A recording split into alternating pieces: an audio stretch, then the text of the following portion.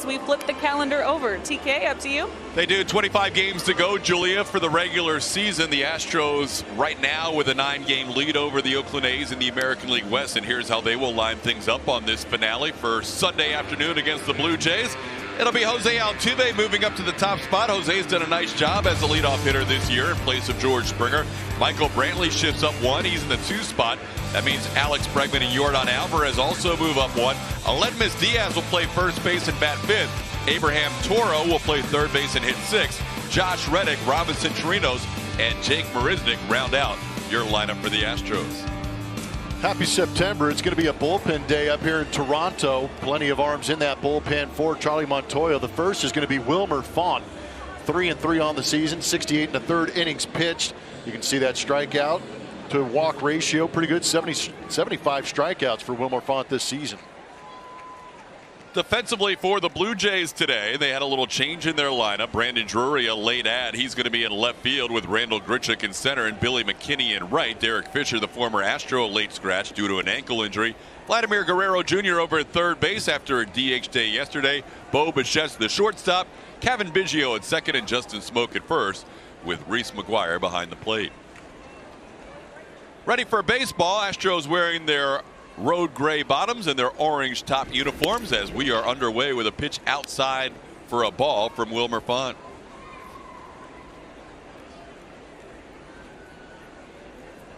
Altuve leading off with George Springer getting the day off.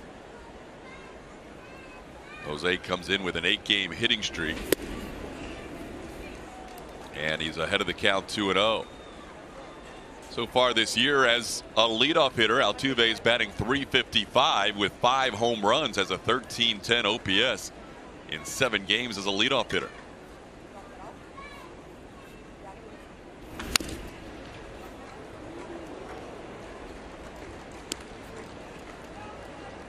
Wilmer Font's a guy the Astros saw last year with the Oakland A's. Played with 3 teams last season and has now pitched for 3 teams this season as well. He's got a career 8.38 ERA against the Astros. Long ball has been problematic for him in his young career as Altuve could not hold up on that pitch away. It's 2-2.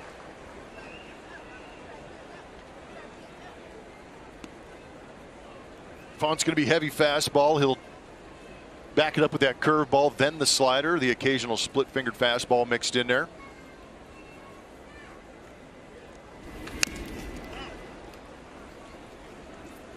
Altuve has a ways to go to catch George Springer, but he does have 13 career leadoff home runs, including a couple this year. Had a big leadoff home run this year in New York when the Astros were on a losing streak, having been swept in Cincinnati and lost the first 3 games to the Yankees before winning that Sunday start by Justin Verlander. He homered against Jay Happ to start that game. This one is upstairs, is 3-2. Last pitch at 95 from Font, averaging 94.3 miles an hour on that fastball. Batting average against it is .280 this season, and he's given up 9 home runs on the fastball.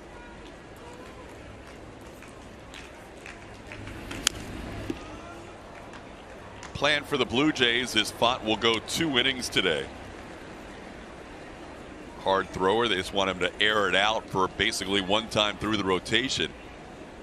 And Sam Gaviglio is the featured pitcher. That's what they call the bulk guy or the primary guy. They call it here the featured pitcher. We'll see him second out of the bullpen.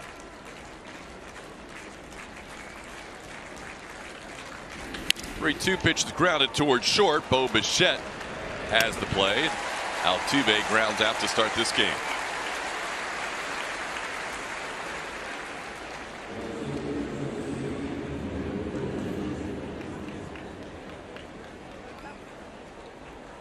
I'll bring up Michael Brantley, who had the day off yesterday, ended up getting a pinch hit appearance. Popped up in his lone at bat, ended up playing some left field. Brantley would have been the league leader in batting had it not been for the walk-off by DJ LeMahieu. That pushed LeMahieu just ahead of Brantley in the American League batting race. close race right now.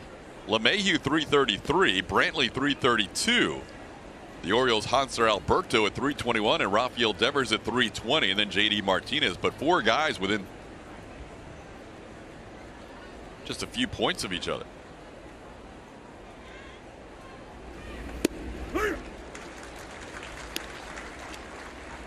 One and one the count.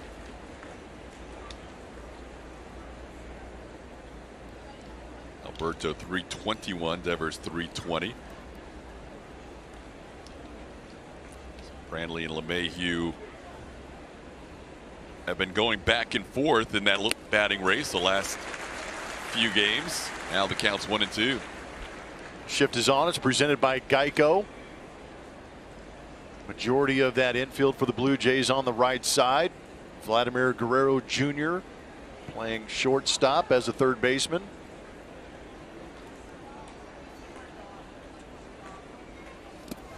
And Font gets Brantley swinging. That's the first strikeout for Wilmer Font. And 2 away in the inning. Houston Methodist is going to bring us our league leaders. Alex Bregman coming to the plate. There you go. In August with the American League ranks to the right-hand side. Average on-base percentage, RBIs, and runs scored. And also trailing JD Martinez in that slugging department, but slugging 747 all by himself. Pretty good month. Maybe an Astro taking home another player of the month. Yeah, let's hope so. JD Martinez had a good month of August. He and Bregman might be the front runners for that award. Alex had a couple more runs scored, a couple more RBIs. Leads off here with the bases empty and 2 outs. Alex saw his 8-game hitting streak go away yesterday, but he was only 0 for 1 officially. Had a sac fly, 3 walks, and struck out for the final out of the game against Ken Giles. And Alex has reached base in 24 consecutive games, hitting .407 in that stretch.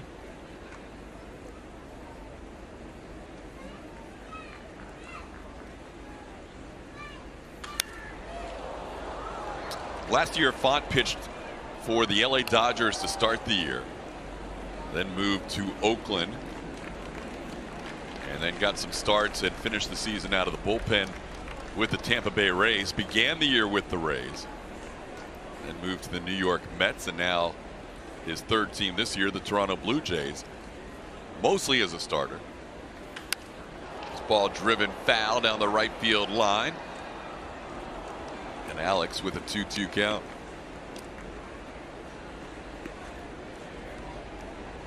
But over his career now for Font, over 5 seasons, began his career in 2012 with the Rangers, he's allowed 26 home runs at 119 and a third innings.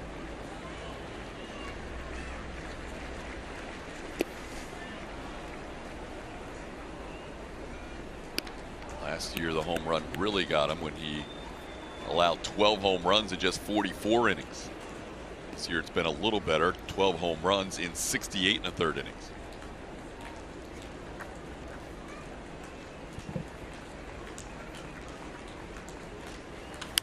This ball popped high in the air behind the plate, and Reese McGuire watches it go into the crowd.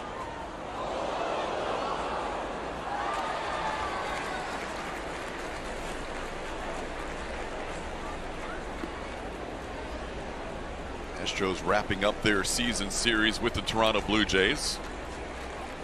Hoping to win this season series. They took 2 out of 3 at Minute Maid Park. Now trying to take 2 out of 3 here in the Rogers Center. Down and away, Bregman draws a walk. That is the 4th time Bregman has walked the last 2 games. He's a 2-out base runner.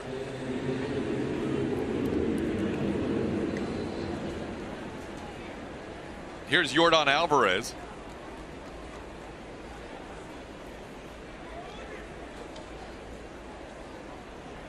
Yordan pretty much a slam dunk to win Rookie of the Month for a 3rd consecutive month. That usually bodes well for winning Rookie of the Year. Slices a foul out of play. Oh, what a catch by a fan with one hand, a beverage in his right hand. That's an electric start. He went backhand and had to move a little bit. Off of the bat of Jordan, no less. That lady behind him is very excited that he saved her. There's a strike. It's 0-2. And that guy peaked way too soon. Didn't spill a drop. It's early. Font ahead of Jordan Alvarez, 0-2.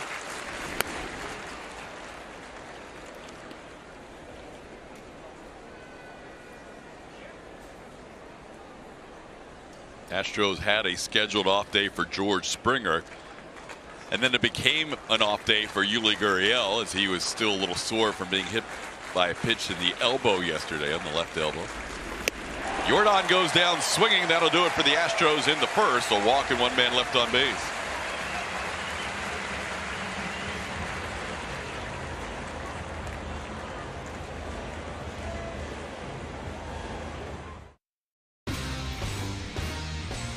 Pitch on the way. Swing and a miss. He struck him out. Verlander has done it again. The second no-hitter in his young career. Long looking for his first hit of the year. He drives one. Deep left field. That goes Upton.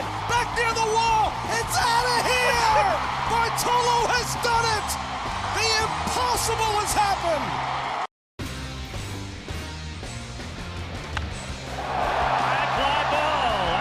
Center. Way out of here. Oh, Mago, my goodness. Ichiro to right and deep.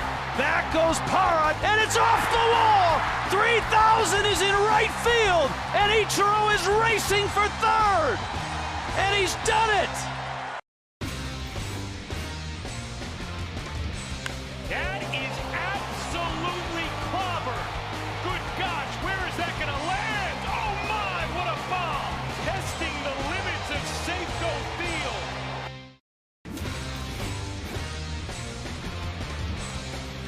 In the air to deep left field for Tatis Jr. Texas Power Pitcher is presented by your local Ford dealers. Of course, it's Justin Verlander. He is on the bump today. How about what he's leading the major leagues in? The opponent batting average at 172. That whip is a ridiculous .80. If you're around that 1 mark, you're usually a very good pitcher, but Justin Verlander is that much better with the .80. Doing a great job racking up strikeouts, currently sitting at 243 on the season. He is 1 strikeout away from getting to 2950. Here's who will line up against JV today. Bo Bichette, the shortstop, followed by Kevin Biggio and Vladimir Guerrero Jr. Justin Smoke hits 4th. Rowdy Tellez will DH and bat 5th. Randall Grichuk, Billy McKinney, Brandon Drury, and Reese McGuire round out your Blue Jays lineup on this Sunday afternoon. Here's a 21-year-old Bo Bichette facing Justin Verlander for the first time. Bichette has had quite a first 30 games for the Toronto Blue Jays. 45 hits in those 30 games. Nobody's ever done that prior in Blue Jays history. Bichette batting .338 on the season with 8 home runs. And you know Verlander's going to challenge him, and he did. He picks up a strike. It's 1-2. The reason the whip is so good is just 34 walks allowed all year long, making his 29th start of the season.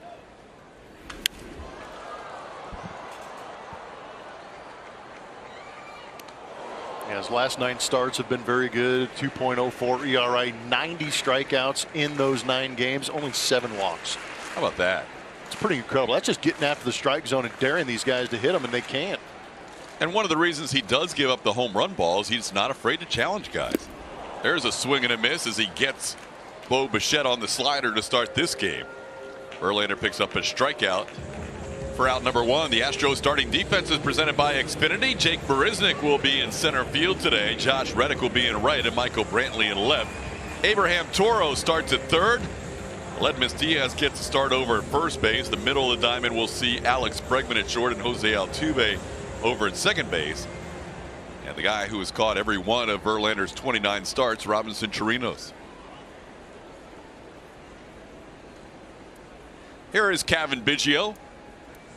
Biggio homering in the first 2 games of this series. First time in his career he's hit a home run in back-to-back games.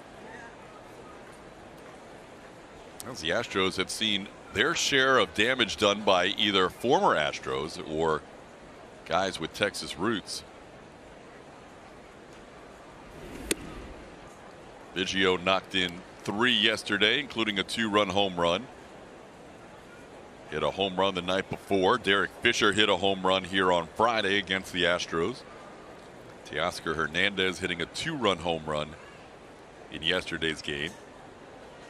And Randall Grichuk from Rosenberg, Texas added an RBI single in that game. So some local flavor with the Toronto Blue Jays doing some damage in this series.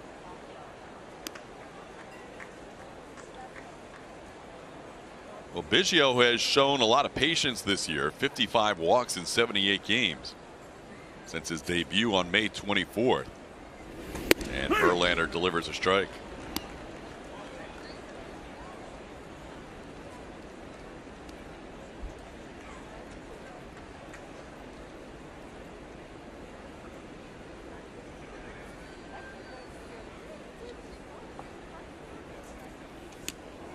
Biggio around the bunt, and the pitch goes upstairs for ball 4. Just the 35th walk issued by Verlander this season, and Biggio continues to pace the way with the most walks of any rookie.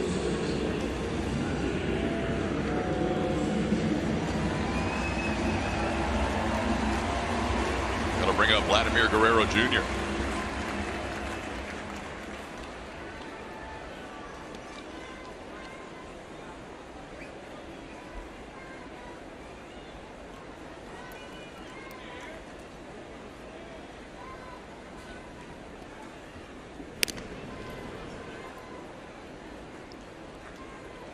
Guerrero Jr., 20 years old, has hit .358 over his last 36 games, has raised that average up to .280.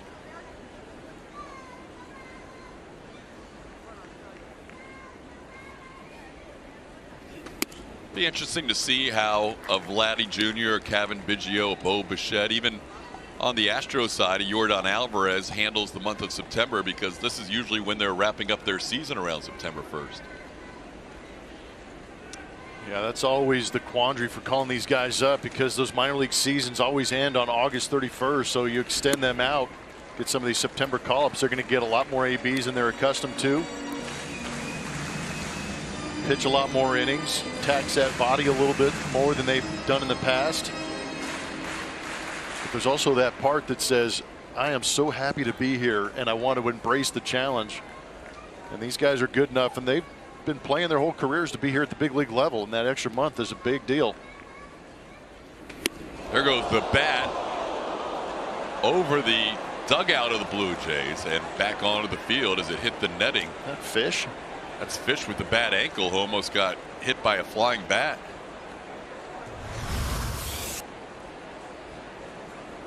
Yeah, I've heard of throwing the head, but that's amazing. Fish did the flop. Yeah, starting us off strong on a Sunday. Stay tuned. That's a good energy statement by Blummer, getting us going on this Sunday afternoon. Well, pine tar's a good thing. Yeah. The pine stick.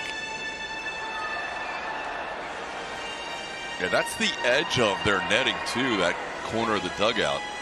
Thankfully it did not go into the well on the opposite side, where Toronto's Julia Morales, Hazel May, resides, because that ball was headed right towards the camera area and Hazel. Julia obviously protected on the other side. Ball fouled back.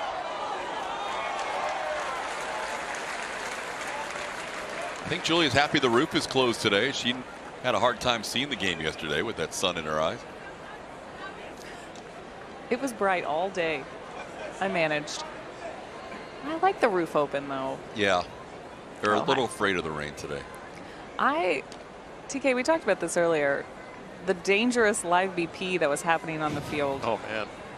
I felt less safe during that than I do during this game. I'm not sure why.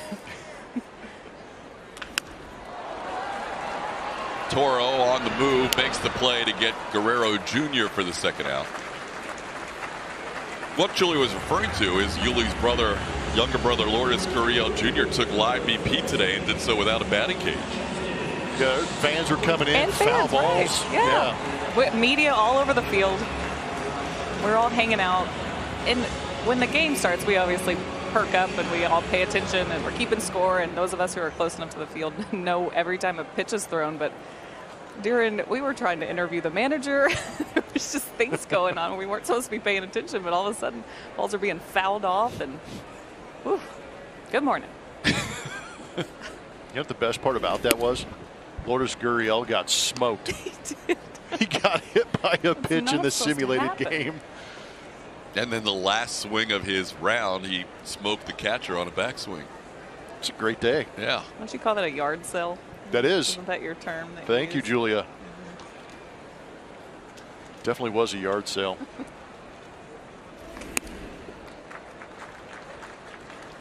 And with the roof closed, we will not be seeing the flybys today from the CNE. Canadian National Exhibition. Just down the road a little bit. We could hear the planes every once in a while yesterday, but we won't see them today. 2-0 the count to Justin Smoke. Verlander allowing a one-out walk. Biggio now in scoring position with 2 away. And he's 2-1 on Smoke. Overall in JV's career, he does have a great moment here in Toronto, but his record against the Blue Jays of 3-6 is actually his worst record against any team in his career. He's 0-1 against Cincinnati. He's 5-6 against the Boston Red Sox.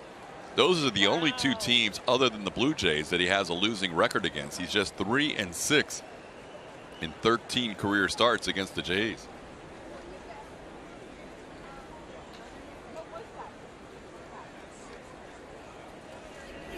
Try to hold up, but Smoke goes around and it's 2-2.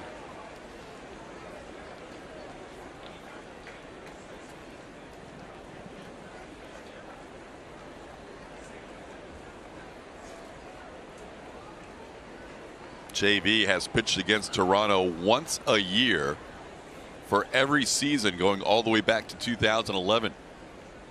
In 2010, he pitched against them twice, but one start in 11, 12, 13, all the way through this season. And this is his lone start against the Blue Jays this year.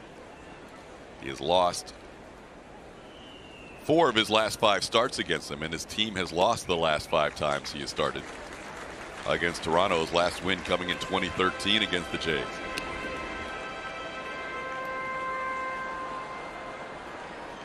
Well, it counts 3-2, and Justin's had to work a little bit here in this first inning. An unusual ball strike ratio early for JV of 10-10 of his first 20 pitches.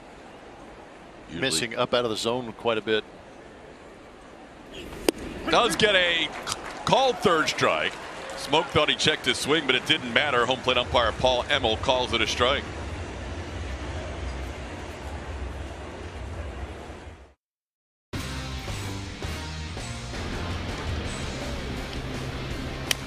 He's just keeping the ball away from Bohr the whole game. He wants to get it. There, ball. Behind the back flip, and he got him! Oh, wow! Oh, my gosh. And they're going to wave him around. The throw misses a cutoff man. Shoulder to the plate. Out of the plate. Derek Jeter with one of the most unbelievable plays you will ever see by a shortstop. Seattle Mariners, Felix Hernandez, the 2-2. He got him! It's finally happened! A perfect game by a Seattle Mariner! It was done by the King! 2 on, 2 out. 10th inning. That's in the air to left. Here comes Fisher.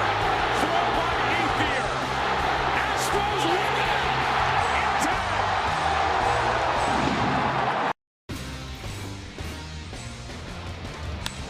Deep to left field. This ball's high.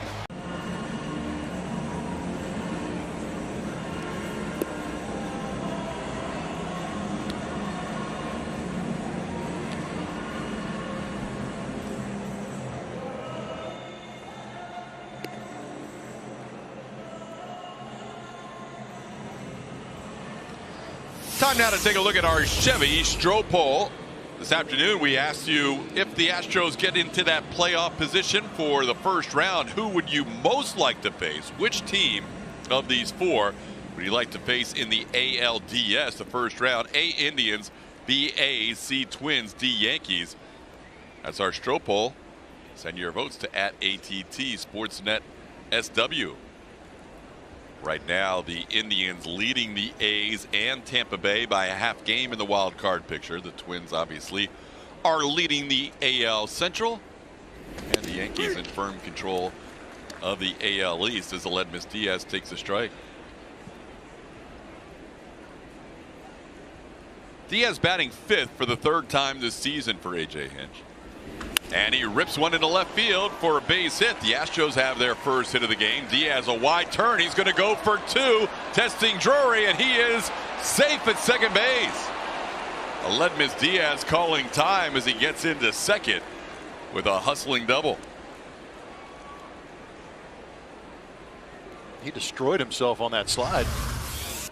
Took a good breaking ball down from Wilmer Font and stayed on it and threw it, raking it into left field. But this might be a better angle to see how deep Drury was playing, taking a very deep angle, almost fielding that ball on the warning track, and Diaz testing the arm, gets into second base safely. A little bit of a recoil here, huh? Luckily everybody's okay.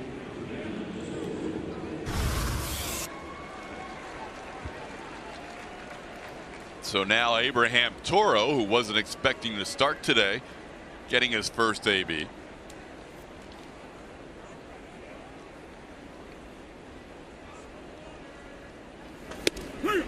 A.J. Hinch normally sends out his lineup to the guys the night before, and originally Yuli Gurriel was in the lineup. Yuli at the ballpark today, still a little sore from being hit on that elbow. So Diaz, who was going to start at 3rd, moved over to 1st, and Toro getting the start at 3rd today. I'd imagine that happened to you, whether it was Toro or Brandon Drury, where you show up to the ballpark and thinking, all right, I have at least a few innings to get into the rhythm of the game, and all of a sudden you're starting. Too many times. Too many times. You know, maybe the night before you have a little extra cocktail at dinner, you figure, I'm not playing tomorrow. I got time to relax and, you know, get ready for later in the game, and all of a sudden you get ambushed with the start. And you got to get those batteries charged up and ready to go pretty quick. Makes it a little interesting at times. But sometimes you have, you know, I'm not going to say that Toro's going to go out and have the best game of his life, but sometimes you have a tendency to go out there and kind of be shocked by the moment and get in there, and you just kind of play fundamentally sound, and you go out and get some good pitches. Don't expect too much, and you get the barrel to it and get a knock out of the way, and all of a sudden you're having a great day. No, his family's in town. We've seen them during the series. He's from Canada, born in Canada. The Venezuelan family moved up here, and Toro born in Quebec City, but he strikes out here for the 3rd strikeout for fun, the 1st out of the 2nd inning. You know, Quebec City is maybe about an hour or so outside of Montreal. We would go up there. You know, they do caravans in the off season. We did a caravan in Quebec City in the off season. It was -20. Really? Oh yeah. Ooh. We played softball. Full parkas. Come on. It was awesome. Really? Couldn't feel anything. In the snow? Yep. I heard a couple guys that were born in the Montreal area or Montreal. Vladdy Guerrero Jr., 3rd baseman. I was there. You've known since he was a baby? My wife was giving Vladdy flips in the tunnel in the family room in Montreal when this kid was like 2 or 3 years old. Here he is, age 20, a big leaguer, leading all rookies in the American League in hits. Reddick takes one down and in for a ball. It's 1-1. Josh riding a 5-game hitting streak, 8 for 16 during that streak with 7 runs batted in. Aledmys Diaz a leadoff double. Toro struck out, and now Reddick bats with 1 away.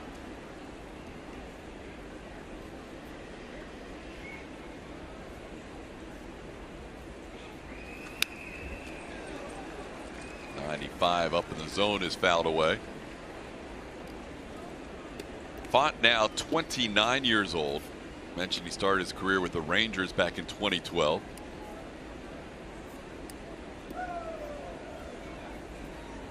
has pitched for 6 different teams in his career now.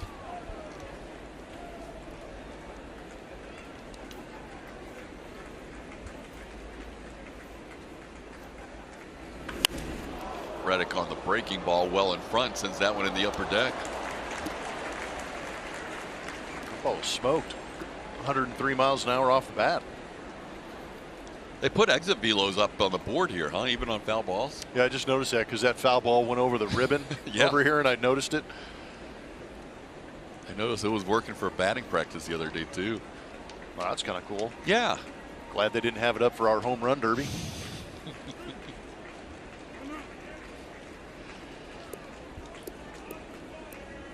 Josh, with this 5-game hitting streak, has moved the average up to 267. He had seen it dip down around 260 for a while.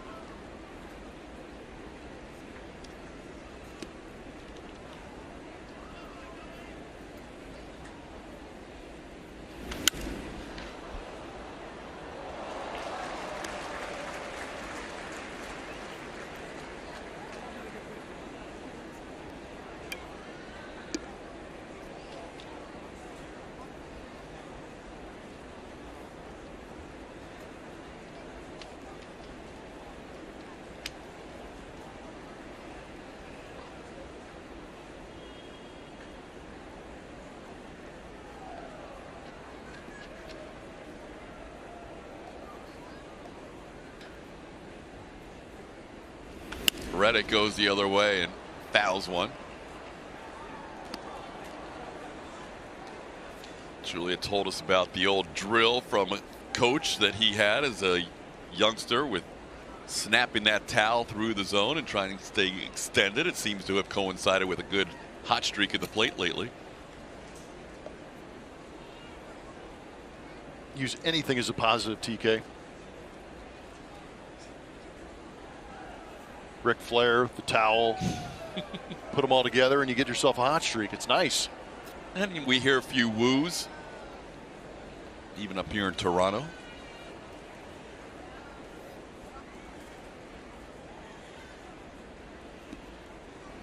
Wilmer Font does not seem to like the signs being flashed, and now he'll regroup.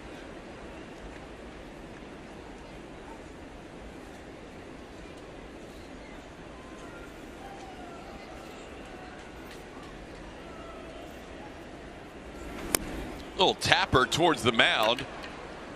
Ledmus will get to third. Reddick retired for the second out. Relive the Astros' historic run to the 2005 World Series on Monday, September 9th, as all fans in attendance will receive a 2005 Jeff Bagwell NL Champs replica ring. It's presented by Gallery Furniture. For more information or to get your tickets for the game, visit astros.com/promotions. See if Robinson Chirinos can pick up a 2-out RBI. The 2-out RBIs hurt the Astros yesterday, as Toronto would score 5 of their 6 runs with 2 outs in a 6-4 loss for Houston. Chirinos sitting at 49 runs batted in on the season. And Font delivers a strike.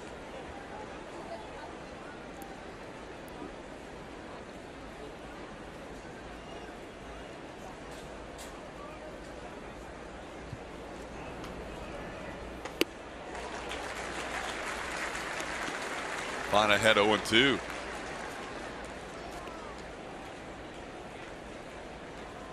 Oh, you get another fastball at the top part of the zone. That's been Robinson Chirinos' weak spot up top in the zone. These two guys were on the same team with the Rangers in 2013, Chirinos and Font.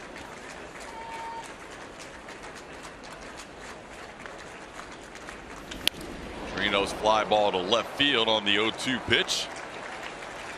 Making the play is Brandon Drury, and the Astros fail to score in the second. We're still scoreless.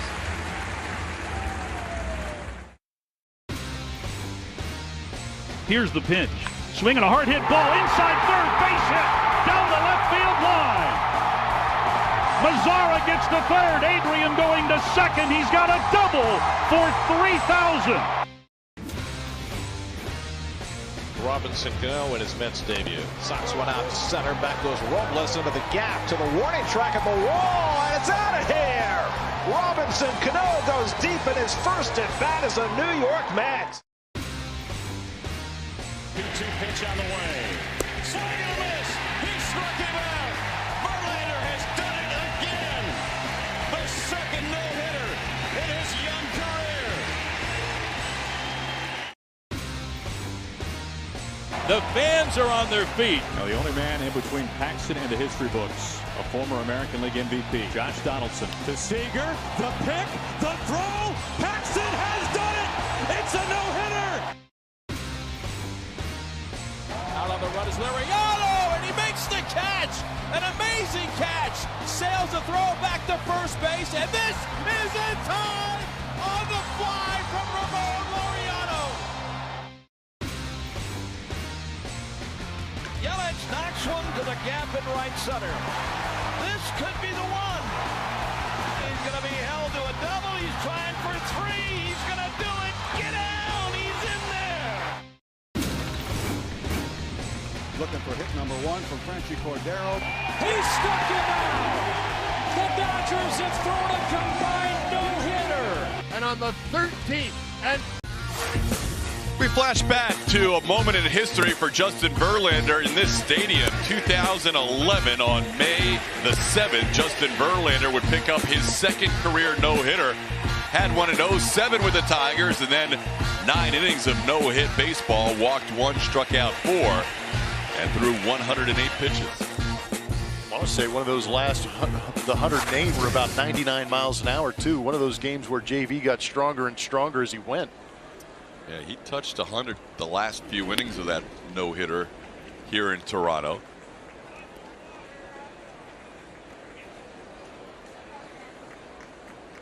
Tossed his first no-hitter against the Milwaukee Brewers, who Verlander will not face in the upcoming series. Here he's 1-1 on Rowdy Tellez to start the second inning. JV with a walk and a couple of strikeouts in the first.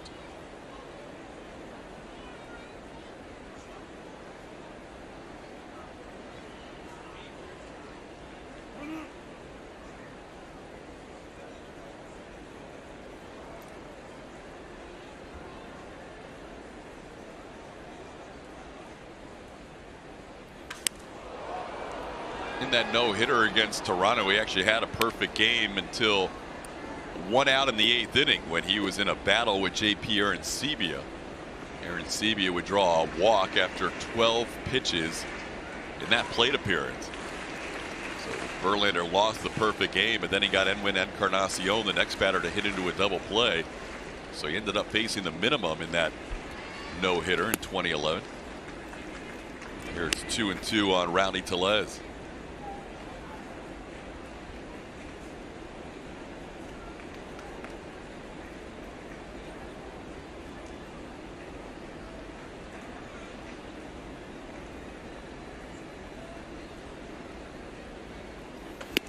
Swing and a miss. Verlander now with 3 strikeouts of the first 4 outs today as he gets Tellez to start the second. Community Bank of Texas brings you Justin Verlander's dominance in the first 67 starts with any team. Justin Verlander has a .84, which is much better than Jake Arrieta when he first started with the Chicago Cubs. Scherzer and Sale on that list, and also Greg Maddux. So some pretty good arms.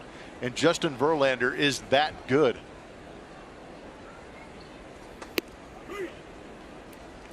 Verlander has led his league in WHIP, walks and hits divided by innings pitched 3 other times, including last year. Did it twice with the Tigers. And he's quickly ahead of Randall Grichuk, 0-2.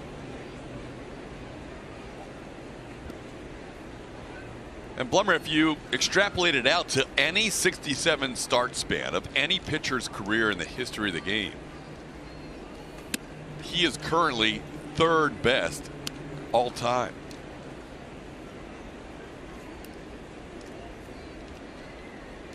Those are outstanding numbers. The walks and hits per inning pitched. And he gets a foul tip strikeout as Grichuk goes down. That's now 4 of the first 5 outs for Verlander. He's maybe trying to catch up to his teammate Garrett Cole at 14 strikeouts in his last start. And he's also trying to find a groove. You talked about it last inning where the command maybe wasn't necessarily there for him, so making the adjustment, getting back in the zone and being very aggressive. Grichuk is a high strikeout guy, as you see the release point on the slider and the movement on our matches from Supermo.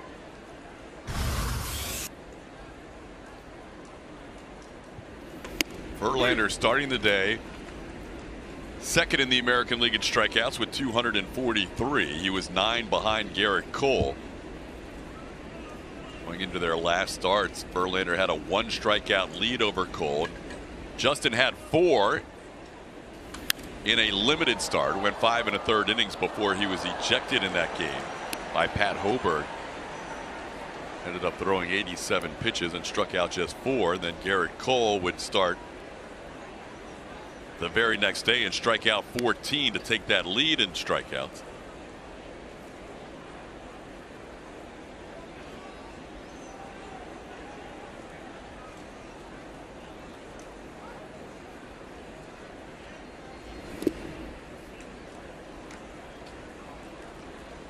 Doing the math for the month of September, AJ can maneuver some things with some off days. It looks like both Garrett and JV might get 6 starts the rest of the way.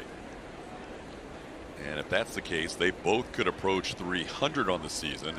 More importantly for JV, for his career, he could get to 3,000 with 51 in his last 6 starts.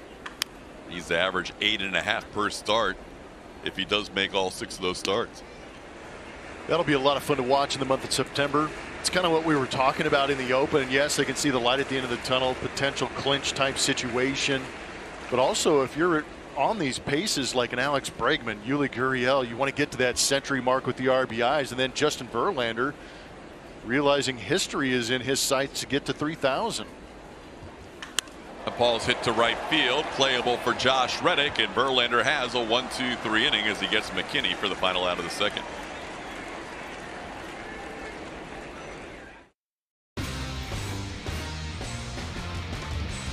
That is absolutely clobbered.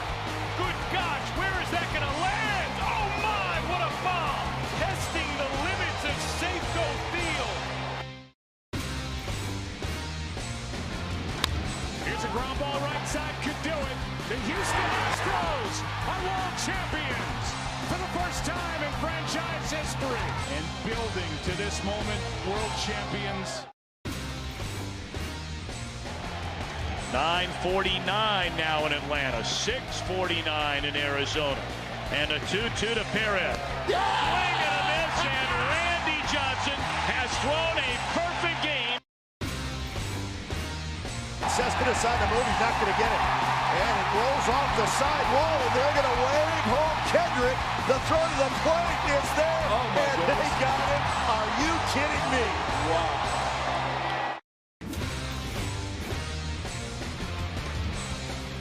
In the air to deep left field for Tatis Jr. His first home run in the majors is a 2-run blast. There's contact, and then there's that. Seattle Mariners, Felix Hernandez, the 2-2. He got him! It's finally happened! A perfect game by a Seattle Mariner! It was done by the King! And he swings and drives one left center field deep. Hernandez back at the wall. Goodbye. Home run, Steve Pearce. High fly ball into left. Back. For tickets and info, visit astros.com/BBQ. TK? All right, Julia, looking forward to that. That'll be a fun afternoon or evening into Minute Maid Park for that game. As the Blue Jays will bring on a new pitcher here. Wilmer Font was the opener, did well in a couple of shutout innings, and now he turns it over to Sam Gaviglio. 42 appearances on the season. He will come in here and try and pick up a couple of innings for Charlie Montoyo and the Toronto Blue Jays. He has 76 strikeouts in 83 innings pitched. A little bit better walk number at 18 in those 83 innings. Gaviglio has gone as many as 4 innings in an outing. We'll see how long Charlie Montoyo goes with him here as he faces the number 9 hitter, Jake Marisnick, to lead things off in the third. And first pitch swinging is Jake, and he grounds a 2-hopper to short. Bo Bichette makes the play. And on one pitch, Gaviglio has an out here in the third. Not a bad idea for Astros hitters to be aggressive against Gaviglio. He is, of all the bullpen guys for Toronto, #1 in first pitch strikes, 67%, #1 in in-zone percentage, and #1 in strike percentage. So he's going to be around the zone for the most part if his numbers from this season hold up today. Here's Jose Altuve.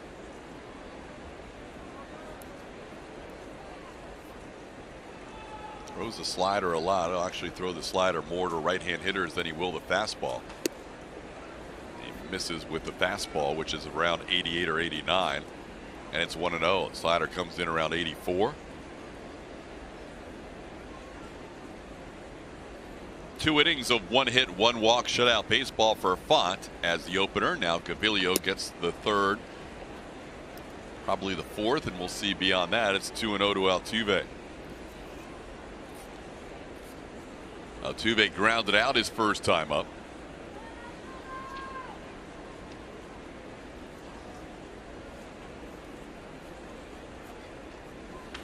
And he grounds one, backhanded nicely by Vladimir Guerrero Jr., who makes the play across. Good play by the young third baseman for Toronto.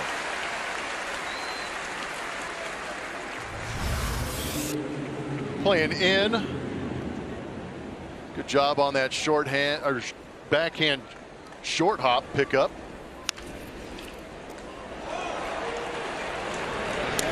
He's had his issues throughout the course of the season. 15 errors at third base. Had a big one before that George Springer mammoth home run in the first game of the series. Michael Brantley bats. Takes a strike. Brantley, a rare strikeout his first time up, but Michael batting the 2 spot today. And he's down to the count 0-2. Some tough pitches from Gaviglio.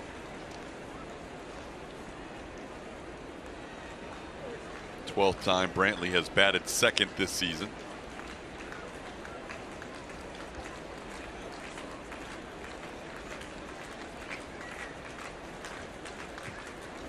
And Brantley rolls one on the right side. Bichette, the shortstop, cuts in front of Biggio and makes the play for the final out.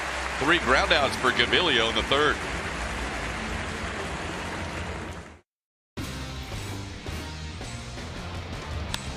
Deep to left field.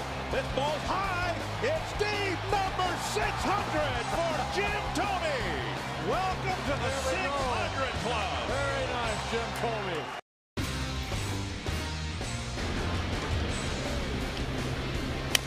He's just keeping the ball away from Bohr the whole game. He wants to get it. There, ball behind the back flip, and he got him. Oh, wow. Oh, my gosh. 2-0 pitch. Swinging. There it is. Here comes Osmus. The started tied. Mitch wants to make it a double. He didn't get the trademark, but he did get 3,000 hits. Well, that is 50 Cent. Curtis Jackson. And his first pitch was not great. Just a bit outside. That was Curtis Jackson. I don't even like when he comes around here. You know, I don't even want him around here. 50 Cent is the best.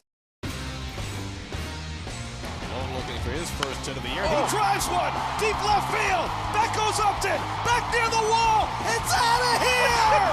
Bartolo has done it. The impossible has happened.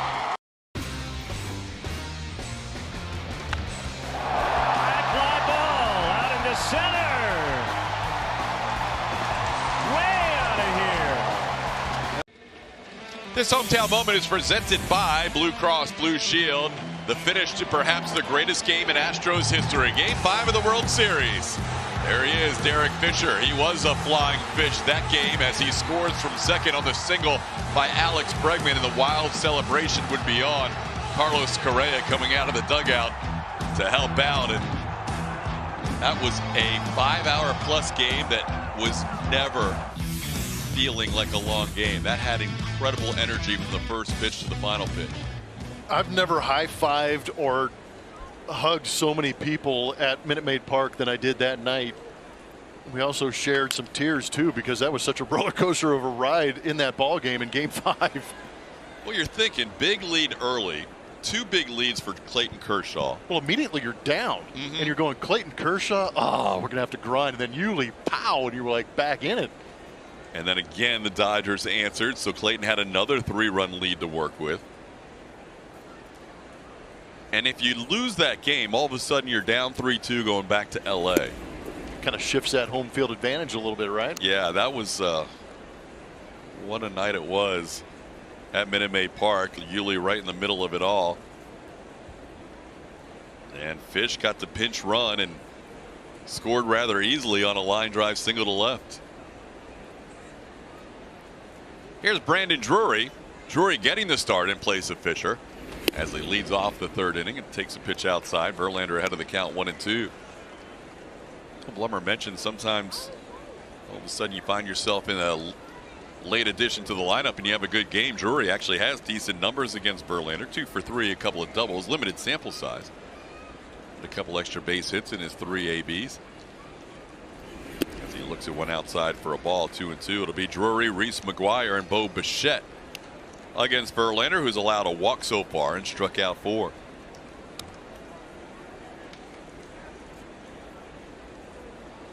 Despite being ejected in the last game and lasting 5 1/3 innings, Verlander picking up his 16th win of the year.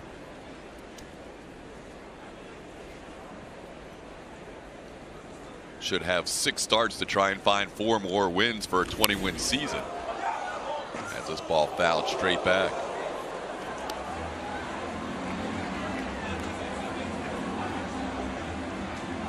The lowest ERA of any month for Verlander, as you look at what he's done over his last 7 starts, his lowest ERA of any month has been the final month of the season in his career. 2.90 in his career in September and a handful of starts in October, not counting the postseason. This one popped high in the air, right side of the infield. Aledmus Diaz, the first baseman, is there. And there's one away. Something about Verlander finishing strong, whether it's finishing strong in a game or finishing strong in a season. He takes great care of himself, and he is one of those rare guys that can actually ramp it up as the game goes along or as the season goes along. Yeah, he's figured it out, and he's figured it out for a very long time. But it really feels like even more so in that Astros uniform. Bringing a 5-0 mark in September of 2017. Faces Reese McGuire here, the number 9 hitter.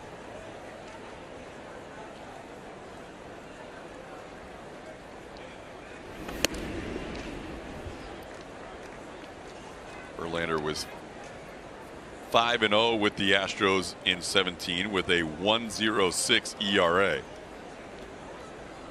Perfect 5 for 5 in his 5 starts. Yeah, he was really trying to validate the trade, wasn't he?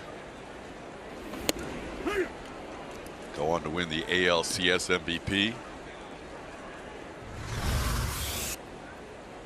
Didn't get the call on the first pitch, didn't get the call on the second pitch, stared down the home plate umpire and got the 3rd pitch to be called a strike. Pretty interesting. And now it's fouled away. It's 2-2. Yeah, that sequence rather interesting. 2-2. Gave him the Cole treatment.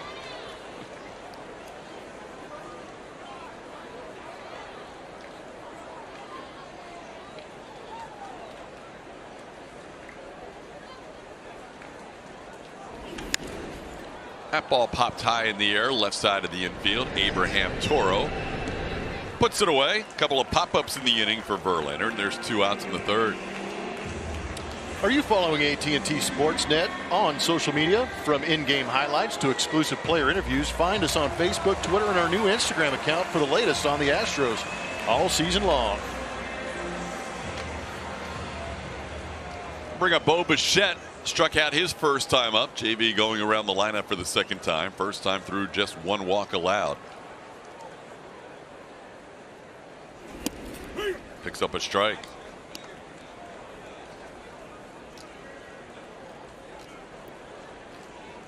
Bichette made his big league debut July 29th, so he just finished his first full month as a major leaguer.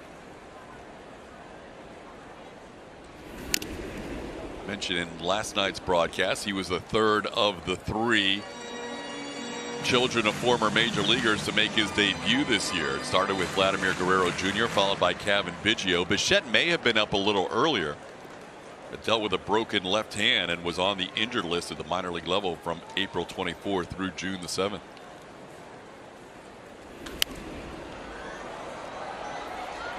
It's kind of interesting to watch young Bo Bichette make some adjustments. He's got a rather large leg kick, but if you're watching this 2-strike approach right here, doesn't even move the front foot, just kind of turns it in a little bit to kind of create that load. But he's really trying to cut down on that stride to maybe see the ball a little bit longer and defend in 2 strikes.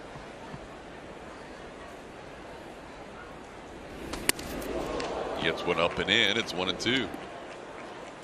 Got himself a Satchel Paige bow tie. Trying to keep the young man from diving out there, trying to cover that outside corner.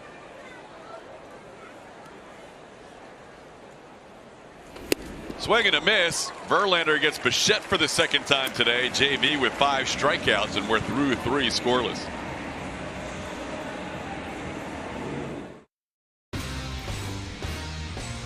Pitch on the way. Swing and a miss. He struck him out. Verlander has done it again. The second no-hitter in his young career.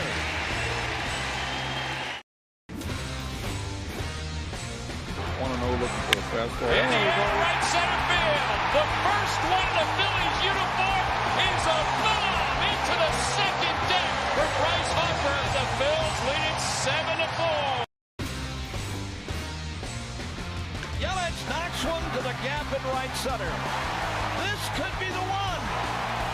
He's going to be held to a double. He's trying for 3. He's going to do it. Get down. He's in there. Sale winds, he fires. Swing and a miss, strike 3, it's over. The Red Sox have won the World Championship. They win the World Series 4 games to 1. Can you believe it? The fans are on their feet. Now the only man in between Paxton and the history books, a former American League MVP, Josh Donaldson. To Seager, the pick, the throw. Paxton has done it. It's a no-hitter. Line drive back up the middle, base hit for Christian Yelich. Deep down the right field line and gone. And Yelich comes through again. It's a cycle for Christian Yelich. And the pitch on the way. Bodie drives one in the air. Deep center field. Back goes Taylor. It's got a chance. It's a grand slam. A grand slam for David Bodie. The Shiner Box spotlight falls on 2 of the leading candidates for American League Rookie of the Year. The 22-year-old on the left side, Yordan Alvarez. The 20-year-old from Toronto on the right side, Vladimir Guerrero Jr. Almost 40 more games for Vlad Guerrero Jr. Yordan with more home runs, more RBIs, higher OPS. Yeah, production-wise, hands down, Yordan Alvarez. Not even close. Vladdy leads American League rookies in hits and doubles. But with that many more at bats than Yordan, you can understand why, as Alex Bregman leads off the 4th inning. It'll be Bregman, Yordan Alvarez, and Aledmys Diaz facing Zam Gaviglio, who had a good 3rd inning, picked up 3 groundouts. And this time Bregman puts the ball in the air into right field. Billy McKinney with the play, and there's one away. And there was a quote from Charlie Montoyo managing a couple of these rookies, and he was talking about Vladimir Guerrero Jr. Just like the MVPs, you have to do both, hitting and defense. But I think Vlad should get votes just because he plays third base. The other guy's just a designated hitter.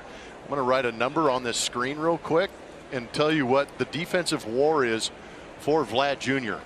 It's a -10. So because he stands out there doesn't necessarily mean that he's benefiting too much.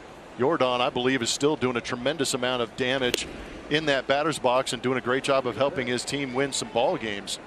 But because he's just not standing in left field, doesn't make him any less of a player. It might have been a little biased. I'm sorry. No, it's not biased. It's being honest. And hey, Vladdy's 20 years old. He's going to have a phenomenal career. And he's still learning how to play third base, too. The third base coach, Luis Rivera, is a very good infielder in the big leagues and a great coach who's probably going to make him a little bit better. But for the time being, the argument for me is Jordan. That is a sharply hit ground ball, but Bichette was there. Might have been the hardest hit baseball of the afternoon so far, but it results in a ground out, and there's 2 away, Julia. Well, on the topic of the rookies, they know each other. They go back to 2017, crossing paths there, and have had a really good relationship, and they're keeping up with each other's numbers as well. Jordan telling me today, I'm not really comparing myself or competing, trying not to anyway. I'm just trying to focus on myself and having a good season for my team this year. But definitely keeping up.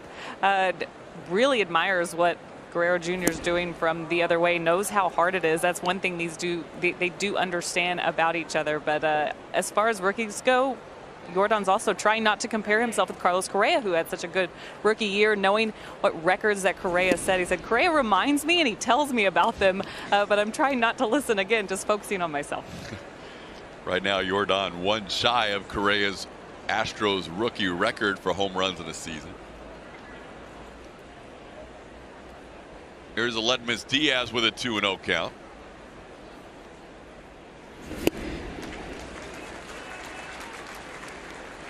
Gaviglio gets him to swing and miss. It's 2-1. Mentioned Gaviglio throws that slider a lot, even in a 2-0 count, able to get a chase.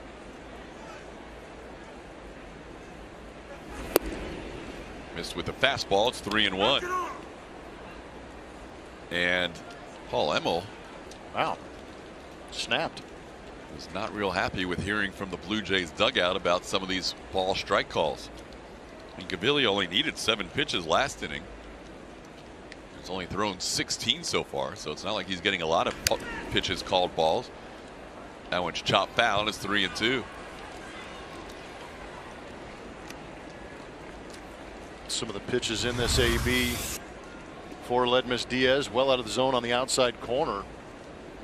First pitch in the zone, he took a swing at. That's why Emma was a little agitated from hearing from the Blue Jays dugout when those pitches were off.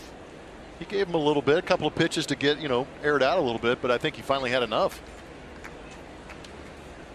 Full count pitch to Aledmys Diaz, and he goes down swinging. So Gaviglio has retired all 6 so far he has faced. We're through 3.5 scoreless.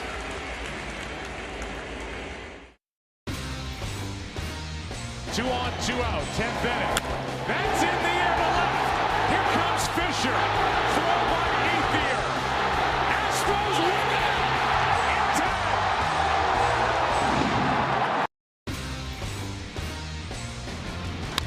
Here's a ground ball right side. Could do it. The Houston Astros are world champions for the first time in franchise history. And building to this moment, world champions. Ichiro to right and deep. Back goes Parra, and it's off the wall. 3,000 is in right field, and Ichiro is racing for third. And he's done it. Now a 3-1 for Acuna. Swinging a high fly ball. Deep to left field. Way, way back. It's gone. The grandest of all home runs. 2 home runs tonight. I'd like to see a hat trick. I don't know about you. Goldschmidt, high drive, out to left. You bet he's done it. 3 home runs. Cespedes on the move. He's not going to get it. And it rolls off the side wall, and they're going to wave home Kendrick. The throw to the plate is there. Oh, my and goodness. they got it. Are you kidding me? Wow. Robinson Cano in his Mets debut. Sox one out to center. Back goes Robles into the gap to the warning track at the wall, and it's out of here.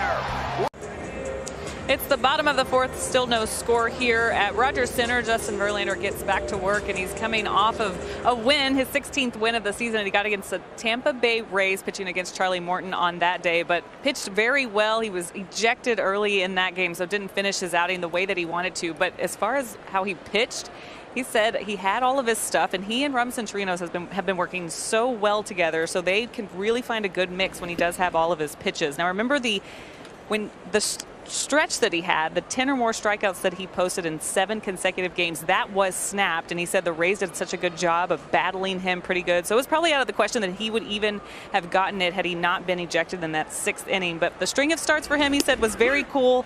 He said it's because of the names on that list is why it's so cool. And he also said I'm not pitching to get strikeouts, but the game really calls for that right now. 5 so far today, TK. Yeah, it was quite a run by Justin Verlander, and you're right, Julie, he wasn't going to get to 10 even if he wasn't ejected. He'd only had 4 at that point and 87 pitches into his outing. But to put your name on the list with Chris Sale and Pedro Martinez, Randy Johnson and Nolan Ryan, the only others to go 7 straight games of 10 strikeouts or more, that is quite an accomplishment.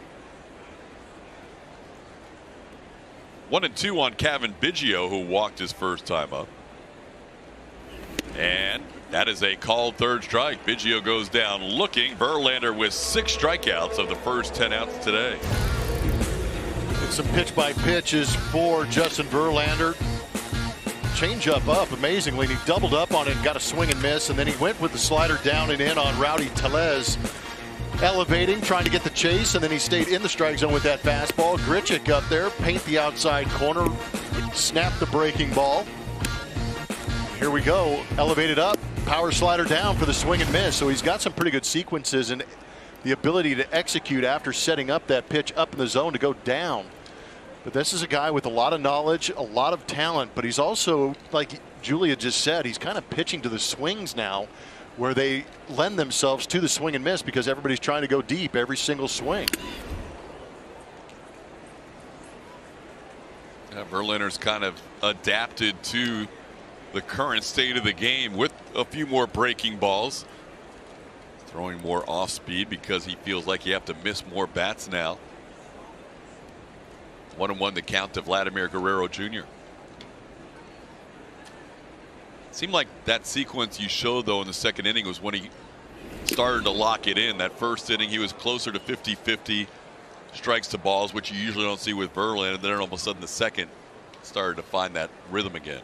Yeah, I'm not sure what that was, but it definitely was odd to see him out of the zone in that 1st inning, but it really seemed like the 2nd inning, and now here in the 4th inning that we're seeing him, he was a little more purposeful with the fastball early in the count to get ahead. I thought it was kind of cool to see a couple of changeups in there against Rowdy Tellez also.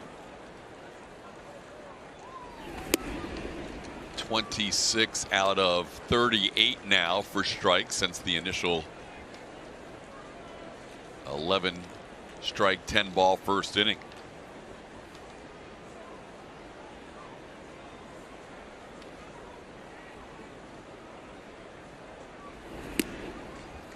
Count goes full on Vladimir Guerrero Jr.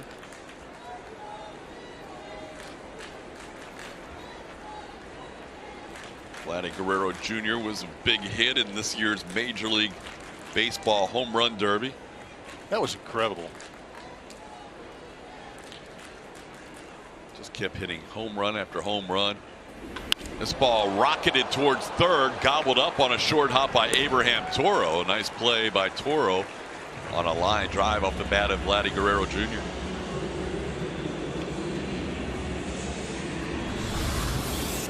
Well, this will give you a pretty good view of that almost 100-mile-an-hour line drive. Good job by Toro to keep that thing in front. Kind of absorbed it. That instinct, you got to fight that instinct and just stay in there. Nice play by Toro. The fight or flight instinct? Yeah, to get the heck out of the way. Ball was smoked. Here's Justin Smoke. Takes a pitch outside for a ball. You had me. That was good. That was good. He set me up.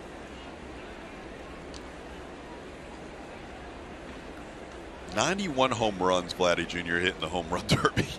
I know, it's unfathomable to be able to go out there and a couple rounds of BP and hit that many.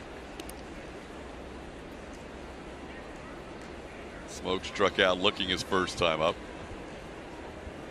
I know Pete Alonso won the Derby, but watching Vladimir Guerrero Jr. and Ronald Acuna Jr. do their thing.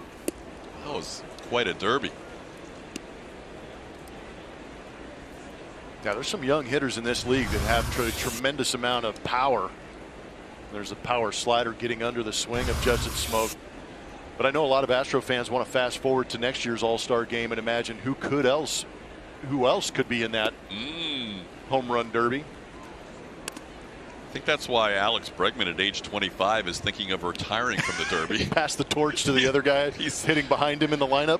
And he's seen some of these young studs come up and rocket 440, 50-foot shots. With consistency, it's amazing. Apreg just has to be consistent with his home runs in the derby as Justin Verlander picks up yet another strikeout. He has 7 as he gets Justin Smoke 7 through 4 innings of shutout baseball.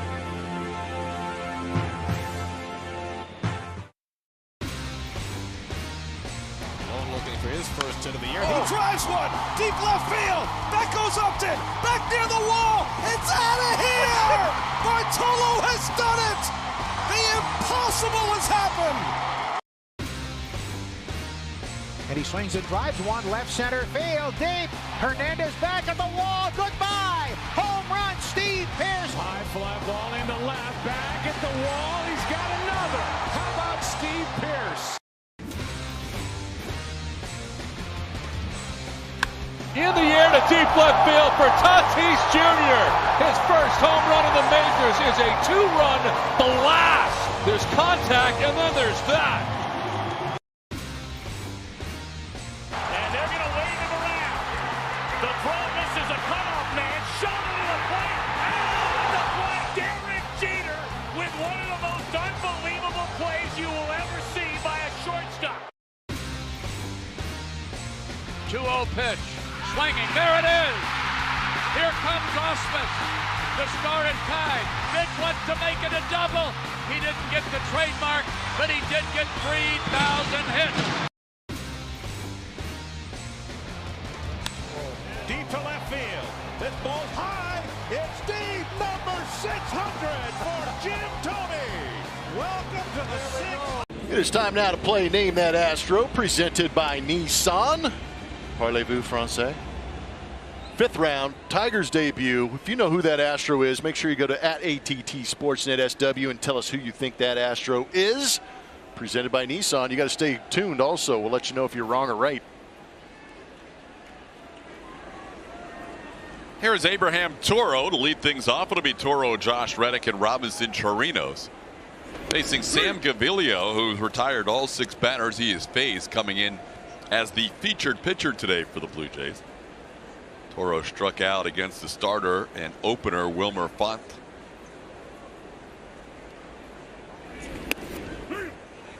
Toro 5 for 26 in his young career at the major league level. Finds himself down to the count 0-2.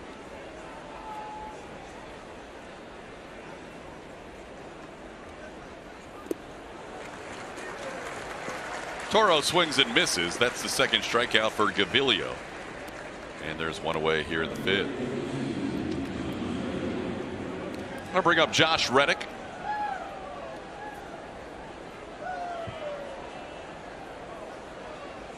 Reddick 0 for 1. Bounced back to the pitcher his first time up. Astros have just 1 hit. Aledmys Diaz a double. And he hustled into second base into left field. That's the lone hit in this ball game as Reddick takes a strike. Font 1 hit and 1 walk. Gaviglio has retired all 7 batters he has faced. As Josh pops one up on the infield, Vlad Guerrero Jr. calls off Bo Bichette and puts it away for the 2nd out of the inning. Join the Astros on Wednesday, September 11th for First Responders Appreciation Night presented by Lionel Bissell. 10,000 fans in attendance will receive a First Responders Challenge coin, and fans can purchase a $15 ticket add-on for a First Responders hat. For tickets and information, visit astros.com/promotions. Here is Robinson Chirinos.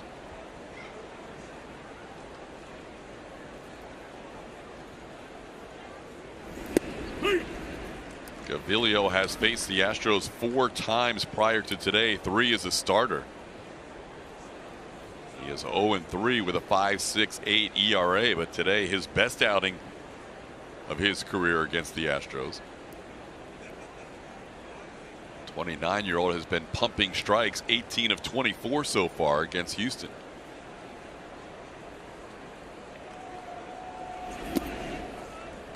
That one's down and away, 1-1.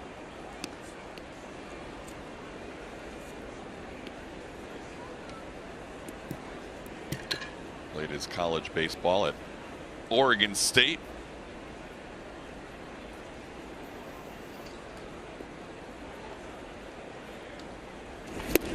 Ahead of Chirinos with the slider, 1-2. Doesn't throw hard, relies on a lot of movement, doing a good job of locating some of these pitches on the edges and breaking them off the edges, keeping some of these Astro hitters off balance.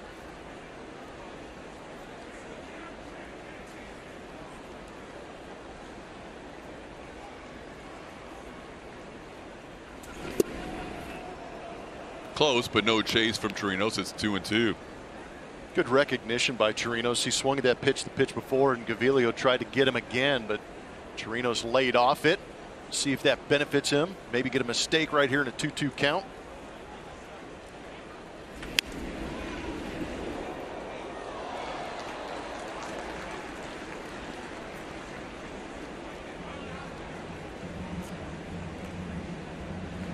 So far, Gaviglio with 4 ground outs, a couple of strikeouts, a fly out, and a pop up.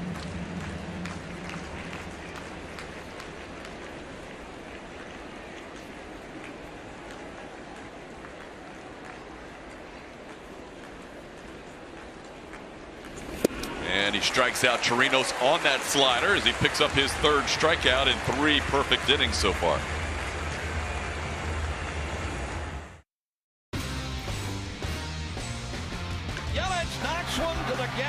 Center. This could be the one. He's going to be held to a double. He's trying for 3. He's going to do it. Get down. He's in there. High fly ball out into center. Way out of here. Oh, Boggle, my goodness. Sale winds, he fires. Swing and a miss, strike 3, it's over. The Red Sox have won the World Championship. They win the World Series, 4 games to 1. Can you believe it? Line drive, back up the middle, base hit for Christian Yelich. Deep down the right field line, and gone! And Yelich comes through again. It's a cycle for Christian Yelich. 1-0 looking for a fastball. In the air, right center field. The first one in the Phillies uniform is a bomb into the second deck for Bryce Harper. The Phils lead it 7-4. The fans are on their feet. Now the only man in between Paxton and the history books, a former American League MVP, Josh Donaldson. To Seager, the pick, the throw. Paxton has done it. It's a no-hitter. Looking for hit number 1 from Franchy Cordero. He struck him out. The Dodgers have thrown a combined no-hitter. And on the 13th and StatCast AI, powered by AWS, is going to show you the power slider for the strikeout of Justin Smoke. The spin rate at 2,664 RPMs, well above Major League average. What else is great about that pitch? That was number 250 on the season for Justin Verlander.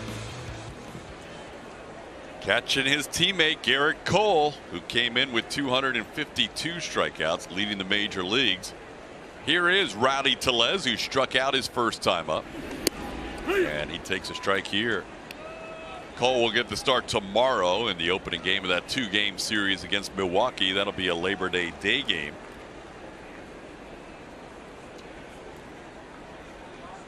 Be a 3:10 Central start.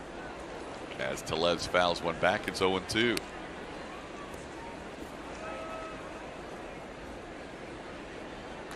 Verlander struck out 2 in the first, 2 in the second, 2 last inning, and 1 in the third. Starts the inning with 66 pitches through 4 innings. Swing and a miss. 3-pitch strikeout, getting Tellez to chase the fastball up. That is now 8 strikeouts for Verlander and 1 away in the 5th. A quick work of Rowdy. Fastball's up, challenging him, and Tellez couldn't lay off.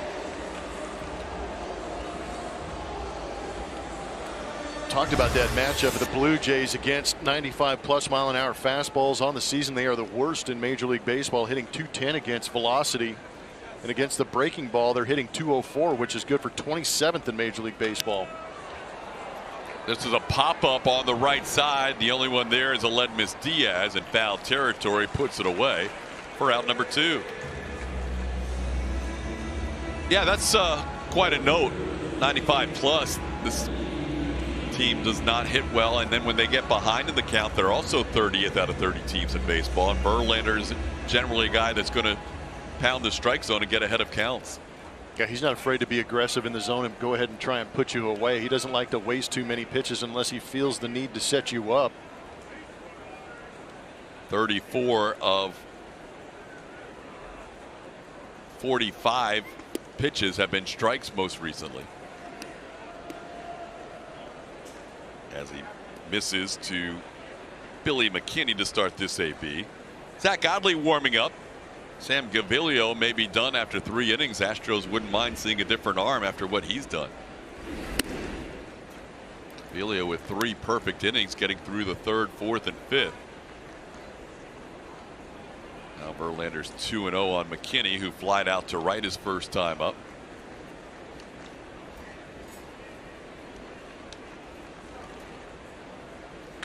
That ball hit sharply off the glove of Diaz, hangs in there, makes the play to Verlander, covering for the final out of the inning.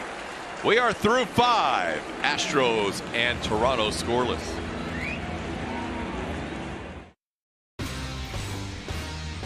Ichiro to right and deep.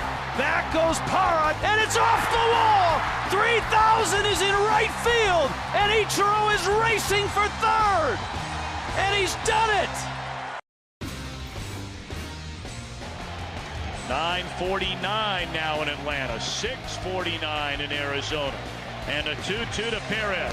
Swing and a miss, and Randy Johnson has thrown a perfect game. 2-2 pitch on the way. Swing and a miss. He struck him out. Verlander has done it again. The 2nd no-hitter in his young career. Now a 3-1 for Acuna. Swinging a high fly ball. Deep to left field. Way, way back. It's gone! The grandest of all home runs. Here's a ground ball right side. Could do it. The Houston Astros are world champions for the first time in franchise history. And building to this moment, world champions. Seattle Mariners, Felix Hernandez, the 2-2. He got him! It's finally happened! A perfect game by a Seattle Mariner! Alex Degody here, impressive night, hit for the cycle. I'm not sure how many hits you had, maybe 6 or 7. Same with RBIs. Walk me through tonight. Man, I'm just blessed to be able to go out there and compete every day with my brothers, and just fortunate enough to have a hitting coach like Rosie helping me every single day, working on my routines and getting my swing right. Alex, Round Rock Chronicle here. You've become a staple at the bottom of the order for this Round Rock Express. Is there a sense of confidence down there in the bottom of the order? Like I told you a few days ago, man, I just take it at bat. It doesn't matter where it's at. I just go up there and swing the bat as hard as I can and hopefully make good contact. So it doesn't really matter where I hit in the lineup as long as I'm contributing to the team. Thank you, Alex. As our Get Out and Play presented by Toyota. You might recognize the voice behind those questions, Miles Straw, who is a reporter as well as a player these days for the Round Rock Express. We do want to say congratulations to the PCL American Southern Division champions, but they get some tough media down there from Dean McTaggart of the Round Rock Chronicle. Framber Kaplan messing it up. for Kaplan. And Julian Morales of Round Rock and Express Sportsnet. These are real credentials that they've created. The RR&E Sportsnet. So this has been happening. Snapchat filter interviews, guys. It's hilarious. And they post them on social media. So if you're not following some of those guys that play for the Express, you're missing out. Who are the two best follows? Well, Miles just is giving us the good content. I don't know if he tweets anything other than these videos. And then Nick Tanalou, we want to thank him too for his interviews and his posts. They're great. Julian Morales, Dean McTaggart, and Fromber Kaplan getting some interviews done as we have a new pitcher for the Blue Jays. Just picked up a strikeout. Zach Godley striking out Jake Marisnick to start the sixth. There's the numbers on Godley. 89 innings. He has 42 walks in those 89 innings. Might explain that whip and ERA being elevated. But he just got a big strikeout of Jake Marisnick to start his outing. His 7 strikeouts now of Astro hitters. Yeah, they have not been able to solve any of these 3 pitchers today. Wilmer Font, 2 innings of 1-hit baseball, did walk 1. Sam Gaviglio, 3 perfect innings out of the bullpen. Now Godley picking up a strikeout and facing Jose Altuve, who is hitting against his 3rd different pitcher of the day.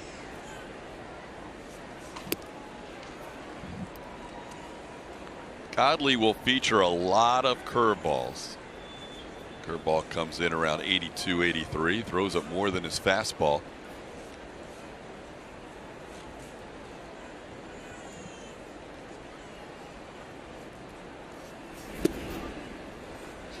Misses down and away to Altuve, who has grounded out twice. Jose, since the All-Star break, more hits than any other major leaguer with 67 and more runs scored with 47. Somebody needs a spark here in this offense. The Astros haven't had much going. And Altuve down, or swings and misses 2-1. He checks with Paul Emmel to see if that was a strike. Yeah, we've got, they kind of move things around a little bit here at the Rogers Center, and there's an espresso machine just below us that I've been hitting up, and I'm feeling pretty good. I may send a couple down there. I'm telling you. Get these guys going. But you also talked about it before the game when we were just talking about how many day games these guys have got here in this quick stretch of games. Altuve goes down on strikes, and there's 2 away. Join us at the Golf Club of Houston October 7th through the 13th for the Houston Open. Ticket options include daily general admission tickets, week-long tickets, and premium ticket packages. Proceeds from this year's tournament benefit the Astros Foundation. To purchase ticket packages, visit HoustonOpenGolf.com. A day game to wrap up the Tampa Bay series before the Astros flew up to Toronto. So day game Thursday, day game Saturday, Sunday, and Monday on Labor Day. So 4 out of 5 games will be day games for the Astros, and other than spring training, that never happens. Here's Michael Brantley. Brantley has struck out and grounded out. The other game we're following today, Oakland and the New York Yankees, they are in the bottom half of the 5th inning of their game, and they have a combined 2 hits. Oakland has 1 and the Yankees have 1. That is 1 more hit than we have combined in this game, with the only hit being the Aledmys Diaz double in the 2nd inning. 2-1 the count to Michael Brantley. Maybe the coffee maker's broke in New York too. If it's broken in that clubhouse, that clubhouse has everything. They do. Yeah.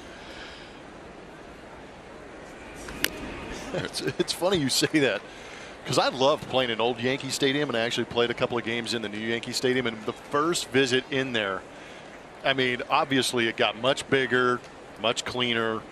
A lot of the legend goes away when you get rid of old Yankee Stadium, but you really knew it was a new Yankee Stadium when the food server came out and said Chipotle is in the food room if you want a burrito.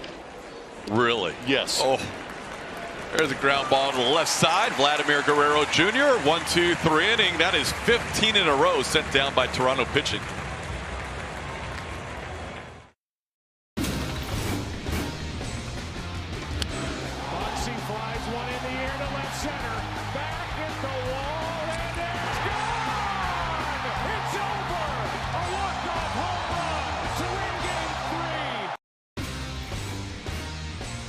decide to move, he's not going to get it. And it rolls off the side wall, and they're going to wave home Kendrick. The throw to the plate is there, and they got it. Are you kidding me? Wow. Looking for his first hit of the year. He drives one deep left field. That goes Upton. Back near the wall. It's out of here. Bartolo has done it. The impossible has happened. This one's hit a long way again. That's number 30. Where will this one land? Come close again. Are you kidding me? Those aren't just home runs. Those are moonshots. Well, that is 50 Cent. Curtis Jackson. And his first pitch was not great. Just a bit outside. That was Curtis Jackson. I don't even like when he comes around. I don't even want him around here. 50 Cent is the best. Rivera sets and deals. Strike three.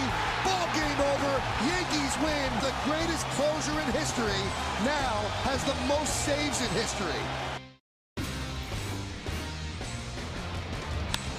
Deep to left field. This ball's high. It's deep. Number 600 for Jim Thome. The road ahead is brought to you by DeMontronRV.com and Series Probables versus the Brewers. Yes, it's only a 2-game series. You're going to see Garrett Cole and Zach Greinke on the Astros side. On the Milwaukee side, Adrian Hauser and ex-Astro Jordan Lyles. Zach Greinke has been taking his hacks. He's probably a lot more excited about taking those swings in Milwaukee than Garrett Cole. Yeah, Just saying. Good point. Cole, since becoming an American leaguer, has not exactly done any damage with the bat. Brandon Drury leads off. Bottom half of the 6th inning. And Verlander delivers a strike after an initial pitch out of the zone. It's 1-1.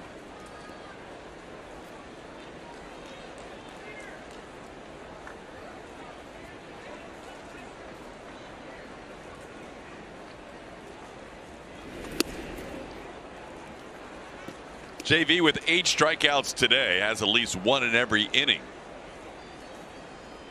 After a 21-pitch first inning, he's been pretty efficient his next few frames as he picked up his lowest pitch count of the afternoon with a 12-pitch fifth, or an 8-pitch fifth, excuse me.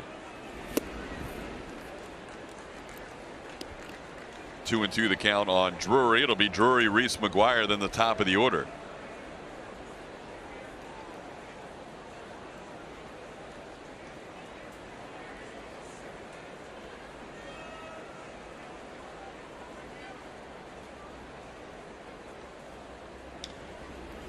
Drury goes down swinging. A foul tip caught by Chirinos. That is 9 strikeouts for JV, who's going to try and start another double-digit strikeout streak.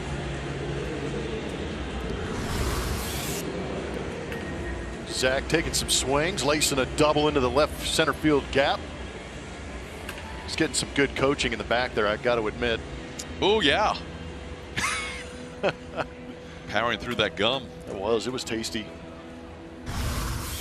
Zach is 2 for 3 in his career against Jordan Lyles. Ball hit high in the air to right field. Josh Reddick barely has to move. He strides in a couple of steps and puts it away for the second out. McGuire retired for the second time. So you're saying experience should pay off for Zach Greinke in that ball game? He was all smiles in the cage. Yeah, he was. It was kind of funny. He'd come out, he was talking to Alex Bregman and some of the other hitters. He was in his element. It was great. Greinke, who's been back and forth between the AL and NL, prefers the NL style. Loves to get his hacks in as JV faces Bo Bichette. This is upstairs with 96. Yeah, you get the feeling that he does like being a little more involved in that National League game. Especially when the first quote I think he had as an Astro is how bored he was watching the offense do all the damage. He wanted in on the action. Big swing by Bichette, no contact. JV's done a good job, I think, in him and Chirinos. We already heard how they work so well together, but I think they both do a very good job of reading the swings of the hitters and adjusting to them.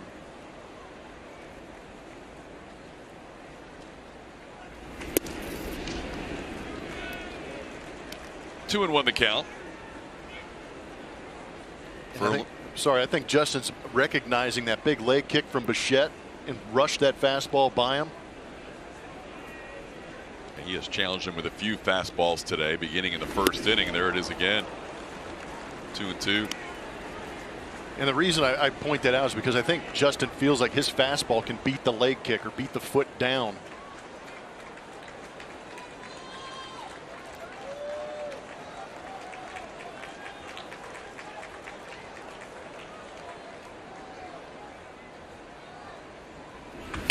Ground ball slowly hit right side. Altuve makes the play. Bichette retired. Justin Verlander threw 6. Astros and Blue Jays scoreless. It's been a very good start to this ball game, and now well into this ball game for Justin Verlander, holding the Blue Jays down with some wicked movement and electric heaters. No score.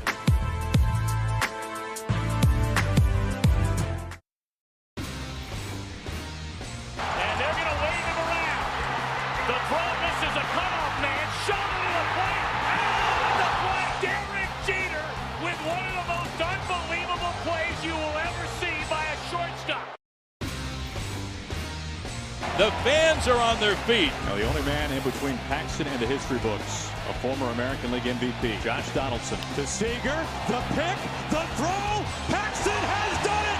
It's a no-hitter. Out on the run is Liriano, and he makes the catch. An amazing catch. Sails the throw back to first base, and this is in time on the fly from Ramon Liriano. Looking for hit number 1 from Franchi Cordero.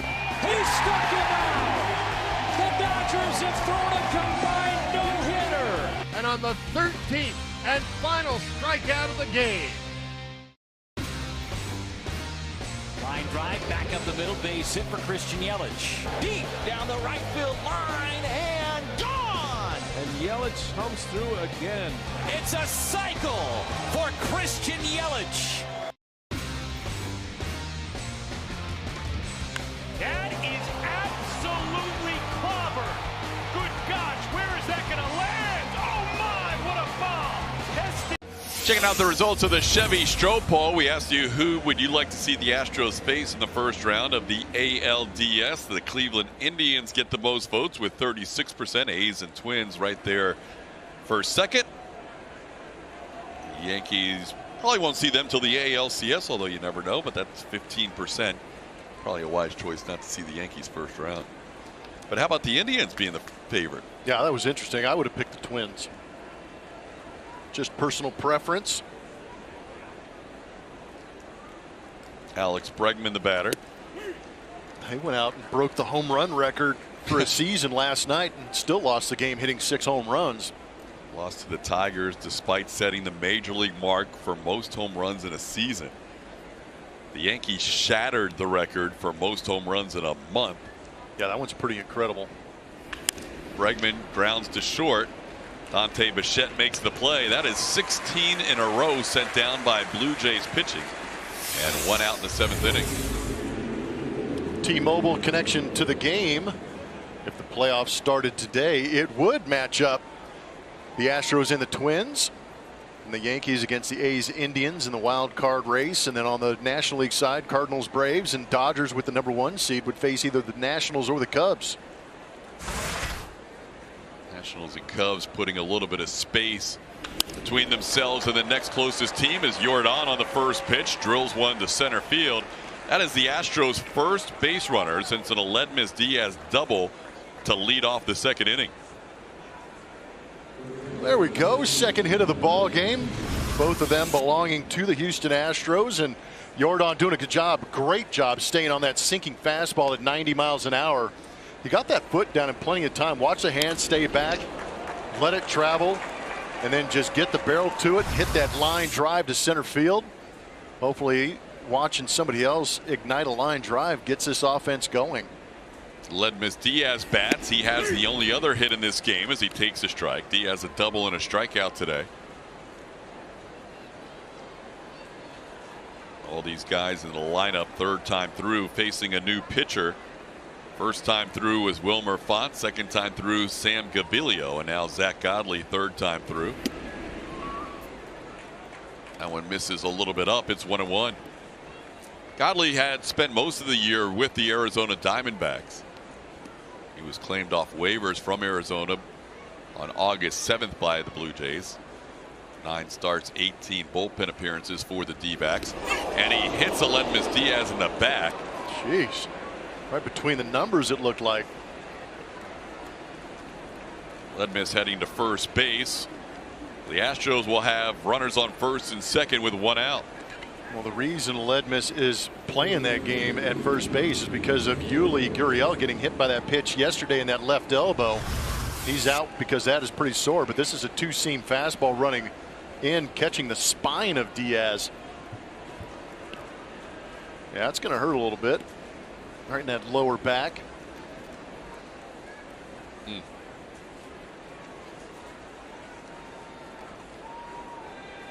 We'll see if the Canadian from Venezuela, his family from Venezuela, but born in Canada, Abraham Toro, his second start here at Rogers Center. See if he can come through here. He struck out a couple of times today. Yesterday he went 0 for 4 in his first start back in the stadium since he was a teenager. Played in a showcase game here. Be a special moment if he could light something up right here in front of the. There we go. Drilled to center field. Back goes Grichuk, still going back. He is on the track and he puts it away. Jordan goes back to tag. He'll get to third. Astros will have first and third with 2 outs. The MLB Ballpark app will complete your next visit to Minute Maid Park. Buy and manage game tickets, redeem special check-in offers, access exclusive content, and much more. Download the MLB Ballpark app today.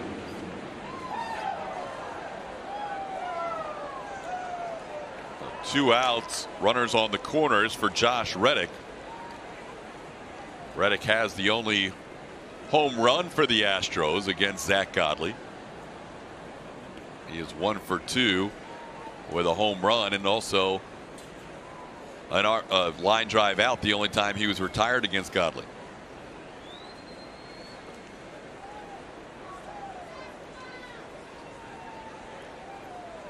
Astros with the second runner of the game to third base. Diaz got there after Reddick bounced out his first time up. Josh has also popped up today.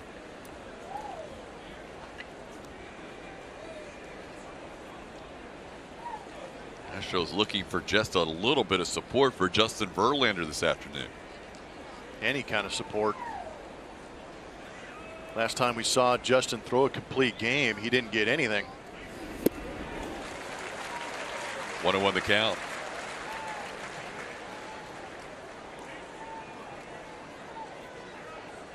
Font, a hard thrower, started this game, went 2 innings, and then Gaviglio and Godley will not light up a radar gun, but they have been effective keeping the Astros off balance.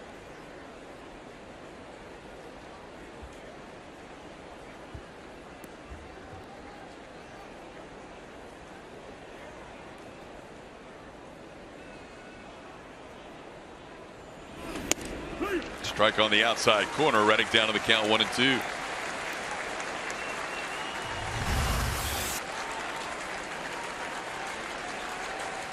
Paint job catching that edge. Good pitch.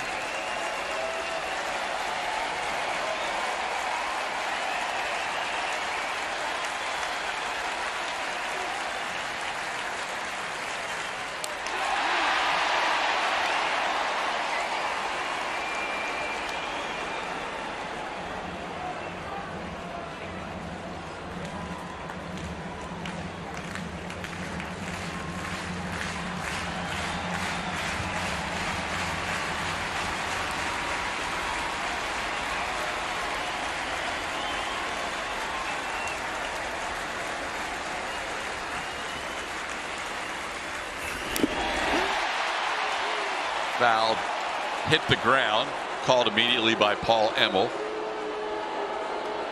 Good job by Paul Emmel, the home plate umpire, to immediately call this, because I heard it too. Foul tipped into the dirt, picked up. Catcher McGuire tried to play it off.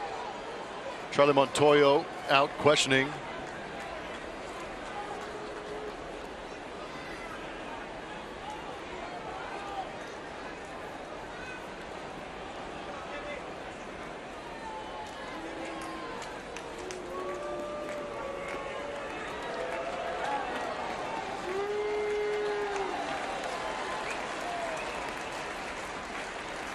Reddick staying alive on a couple of foul tips with 2 strikes.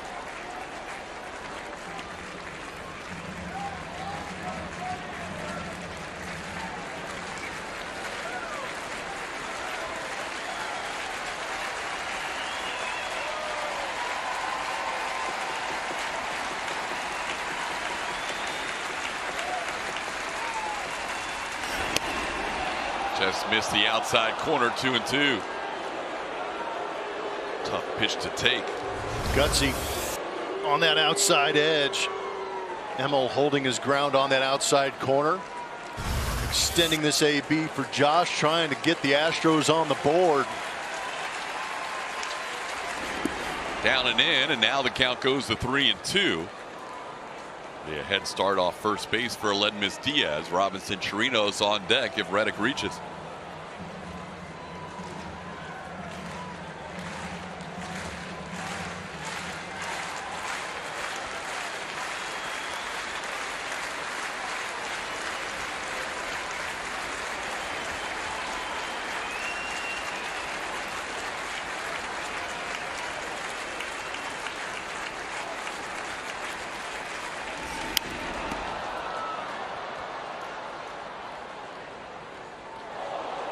Once they got to 2 strikes and 3 balls, Vladimir Guerrero Jr. went all the way over by second base. So Yordan Alvarez doing his best to kind of distract the pitcher Godley, because he can get as far down the line as he wants. What did you see when Godley came set? He looked up and Yordan was a good halfway down the line. He kind of hesitated like, whoa. Pretty aggressive lead, but nobody anywhere near Yordan at third base. Aledmys Diaz is going to be off with the pitch. Towards the middle, Bichette plays it on a hop and makes the play on Reddick to retire the side in the 7th inning. We're in the 7th inning stretch here at the Rogers Center. Scoreless game, and it's time for us to head back to our rooms to go lounge.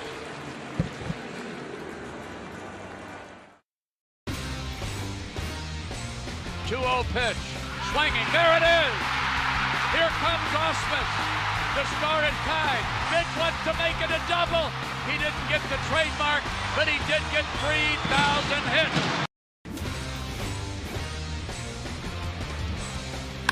In the air to deep left field for Tatis Jr. His first home run in the majors is a 2-run blast. There's contact, and then there's that. Well, that is 50 Cent. Curtis Jackson. And his first pitch was not great. Just a bit outside. That was Curtis Jackson. I don't even like when he comes around. You know, I don't even want him around here. 50 Cent is the best. Now a 3-1 for Acuna. Swinging a high fly ball. Deep to left field. Way, way back. It's gone! The grandest of all home runs. Looking for his first hit of the year. He drives one. Deep left field. That goes Upton. Back near the wall. It's out of here. Bartolo has done it. The impossible has happened. 1-0 looking for a fastball. In the air, right center field. The first one in the Phillies uniform is a bomb into the second deck for Bryce Harper. The Phils leading.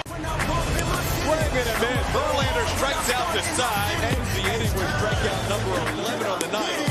He's done it again. Around in my city, it goes down in every town in my city. Represent my city. Bottom half of the 7th inning, Justin Verlander taking on the Toronto Blue Jays this afternoon. Will face the 2-3-4 hitters, Kevin Biggio, Vladimir Guerrero Jr., and Justin Smoke. Biggio as the only base runner of the game for the Blue Jays when he drew a walk as the second batter of this game. Also struck out looking his last time up. One of 9 strikeouts for Verlander, who has at least 1 strikeout in every inning. JB starts the inning with 84 pitches. He has been economical the last couple of innings. Only needing 8 pitches to get through the 5th and 10 to get through the last inning, as Biggio checks with Paul Emmel to see if he would have called that a strike after the swing. It's 1-1.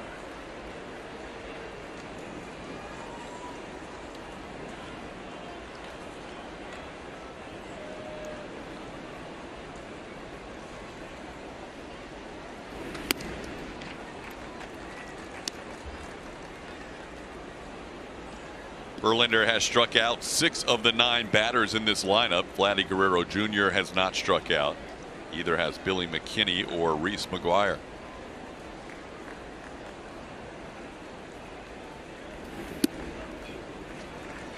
Up and in to Kevin Biggio is 3-1.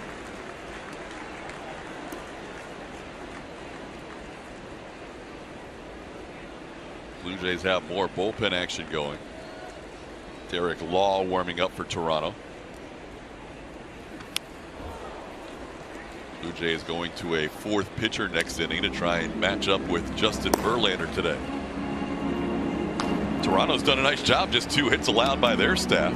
Yeah, how many opposing pitchers does it take to match up with Justin and play that game today? Bullpen doing a great job for the Toronto Blue Jays.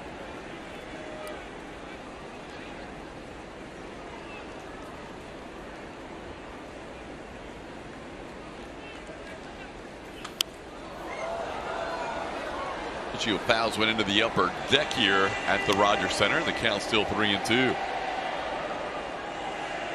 Verlander, we mentioned last start, was ejected after 5 1/3 innings, so 87 pitches in that last start was his lowest pitch count of the season. At 90 now.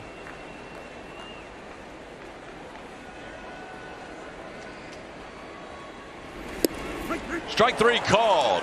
Biggio caught looking on the inside corner. That's 10 strikeouts for Justin Verlander. 11th time this season he has had a double-digit strikeout game. Scouting report is presented by your Greater Houston Honda dealers.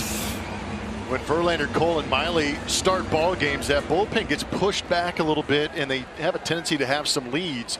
And you're able to use that bullpen a little more effectively to get some of those outs for A.J. Hinch. That ERA is 2.72, as opposed to when they're trying to cover a little bit more of the ball game. See more guys out of that bullpen, and the ERA jumps a little bit. Diaz tracks this one in foul territory and makes the play for out number 2 of the 7th inning. Guerrero retired for the 2nd out. Verlander starting a new double-digit strikeout streak. He is now, after 7 in a row, was eliminated in his last start, has now struck out 10 or more in 8 of his last 9. Yeah, he's been nothing but consistent in those last 9-10 starts, putting up great numbers and phenomenal strikeout numbers. He struck out Smoke twice today. Smoke sends one high in the air deep to center field, but playable. Jake Marisnick is there, and he puts it away. Justin Verlander and the Astros through 7 were scoreless.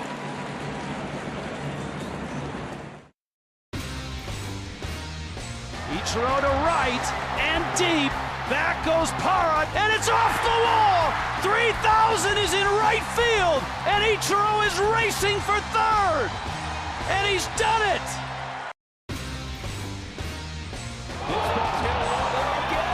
That's number 30. Roll this one away. Come close again. Are you kidding me? Those aren't just home runs. Those are moonshots.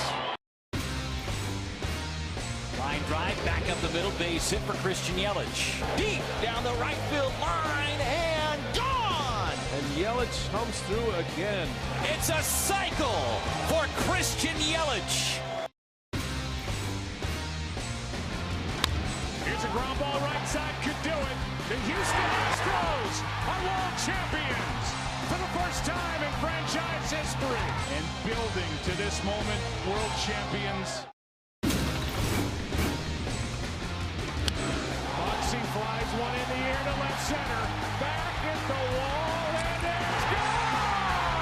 It's over! A walk-off home run to win Game 3. Here's the pitch.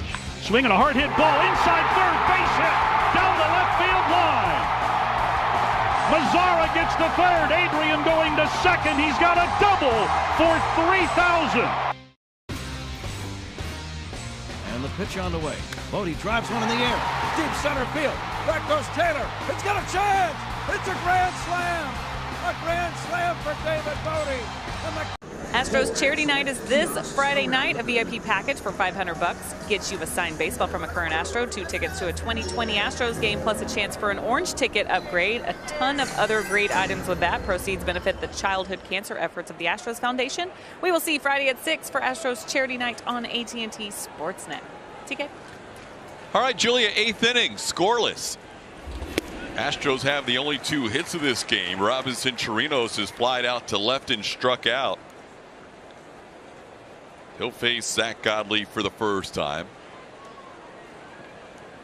Wilmer Font 2 innings, Sam Gaviglio 3 innings, and now Zach Godley working into his 3rd inning. Godley allowing a base hit to Yordan Alvarez last inning, also hit Aledmys Diaz. The Astros have had just a couple of scoring opportunities, once in the 2nd, once in the 7th, and that's it. Chirinos, Jake Marisnick, then the top of the order, Jose Altuve, as Godley delivers a curveball for a strike. It's 1-2. George Springer is on deck to hit for Jake Marisnick here in the 8th.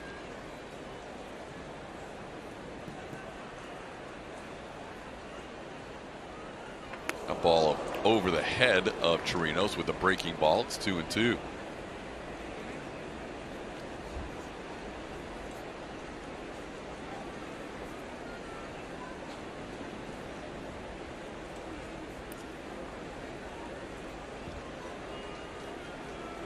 Chirinos has flied out to left and struck out.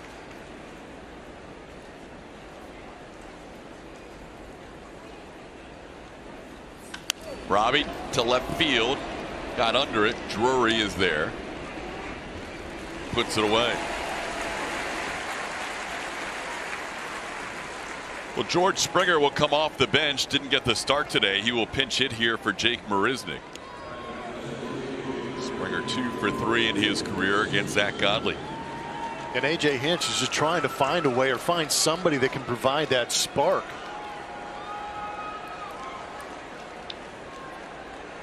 Show signs of life. Springer just 1 pinch hit appearance this year. He's 0 for 1 as he takes a strike at the top of the zone.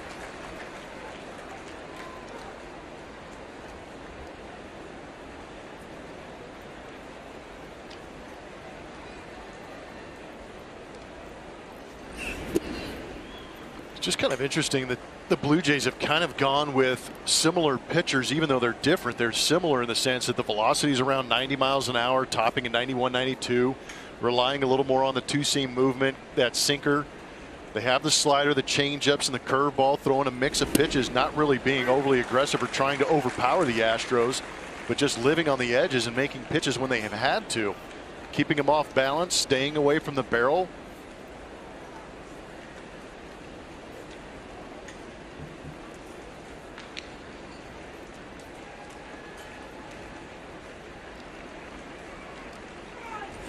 George was on base 3 times yesterday with a single and a couple of walks.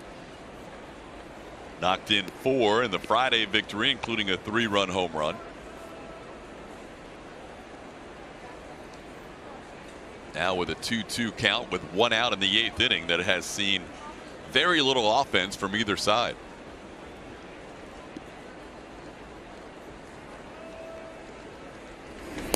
George watches that one wide. It's 3-2.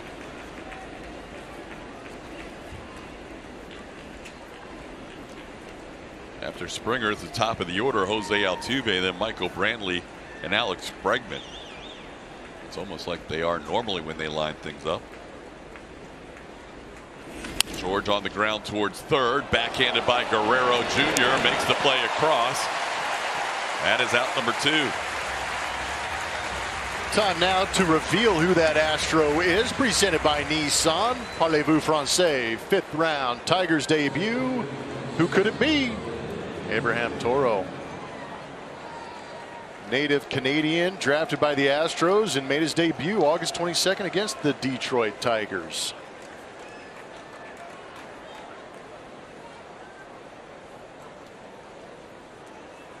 Here's Altuve. Jose, a couple of ground outs and a strikeout today. Mentioned when this game started, Altuve's been good in that leadoff role for the most part this year, but he swings and misses. This will be the first batter in this game that has faced the same pitcher twice. Every other hitter today has faced a different pitcher in all 3 at bats. And now Altuve getting to face Godley for the second time. Godley struck him out last time. And it's 1-1. I feel like over the course of the season, those openers and those bullpen days have been effective against the Astros, not really being able to get comfortable against one pitcher and try and figure him out. Because we talked about it yesterday, how the first time through the order they kind of feel that pitcher out, and then that second or third time through they start to go to raking as Altuve drops one into left field. He's not going to push the issue and stay at first, but it's really that second or third time is where the Astros have always done their damage. But when you're facing a bullpen type day, you've only get that one at bat to pick up the release point, get the timing of the delivery. See if Altuve gets a little aggressive on these base paths too. Maybe try and steal himself into scoring position on a possible base hit. Extends that hitting streak to 9 games. That's the 3rd hit for the Astros. They have a couple of singles and a double today as Michael Brantley bats. Brantley will face Godley for a second time after grounding out his last time up against Zach. Michael had the day off yesterday, got a pinch hit appearance. Had a couple of hits here as a starter on Friday.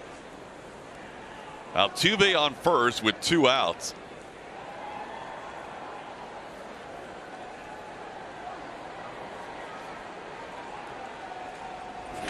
On the ground, slowly hit. Bichette is there, makes the play, and that'll do it for the Astros in the 8th. We are still scoreless, headed to the bottom half of the 8th inning.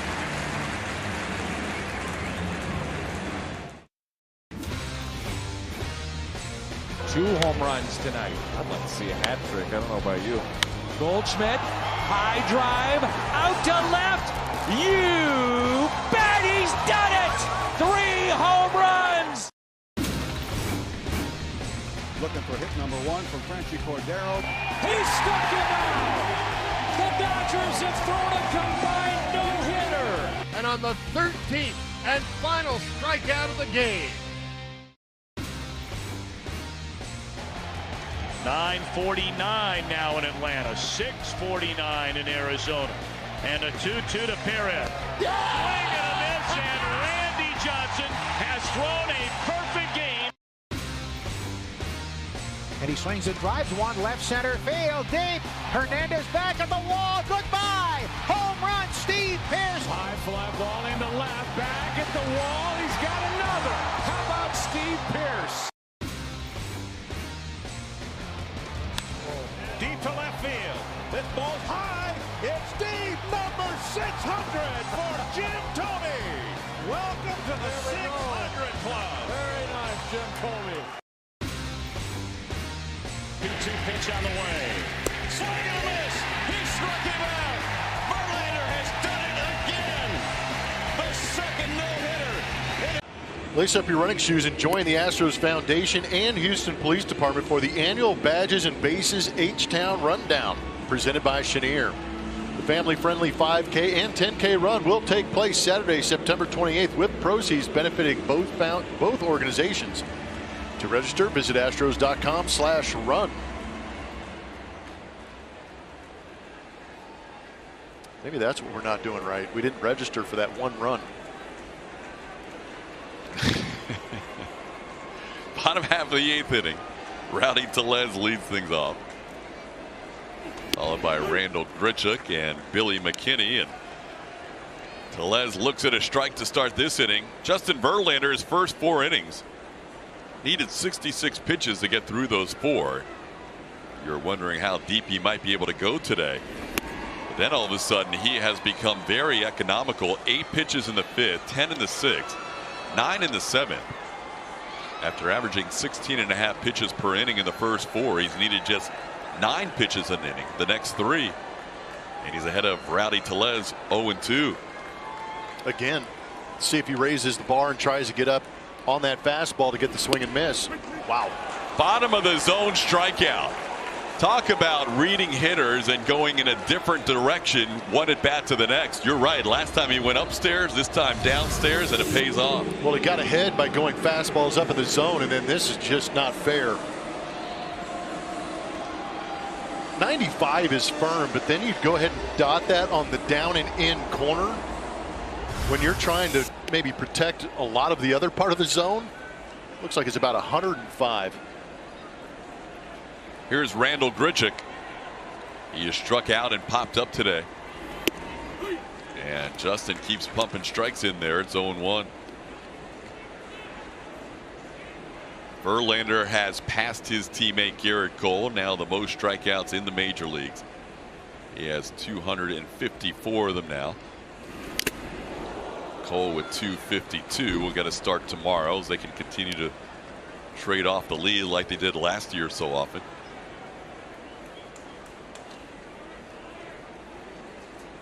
There you see the updated numbers. Shane Bieber the next closest, but he's got a ways to go to catch those 2. Verlander ahead of Grichuk 0-2.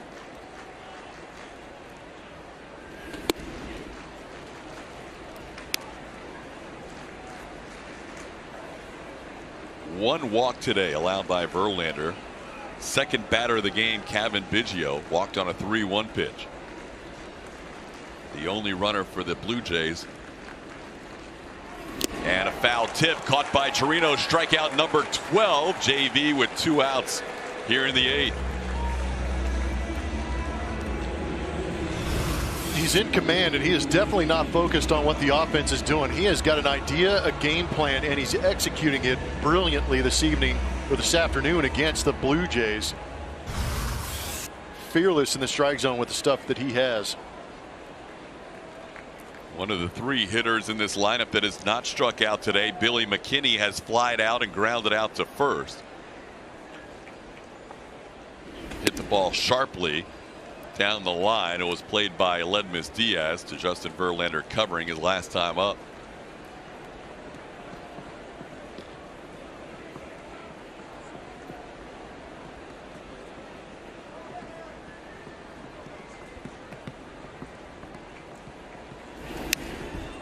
One and 1 the count.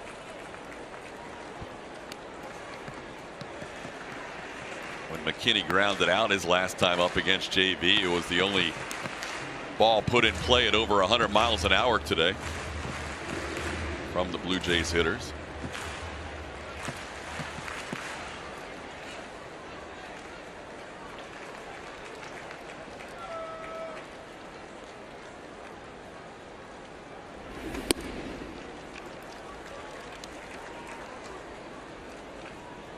Verlander at 103 pitches in this game, has gone as many as 114 pitches in a start this season at Oakland, then follow that up with a 116 outing against Texas on July 19th.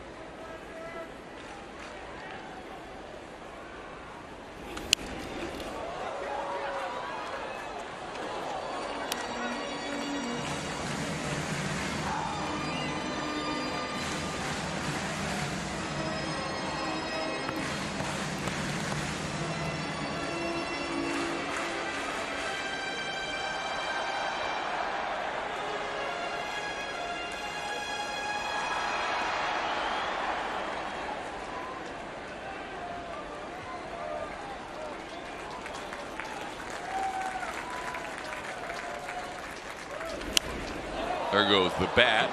Framber Valdez evacuates the dugout. The bat hits on top of the dugout. It almost got him twice.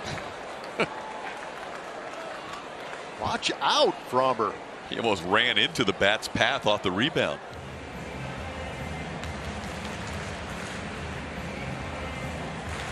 Seen a couple of guys on the corner of the dugouts have to leave today. Yeah. Incoming, and then watch your back. Landed just behind him. On the helicopter toss. Looks like McKinney's leading.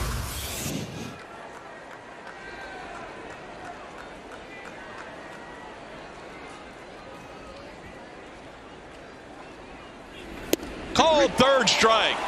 23 in a row sent down since a one-out walk in the first inning. Justin Verlander cruising along. We are through 8.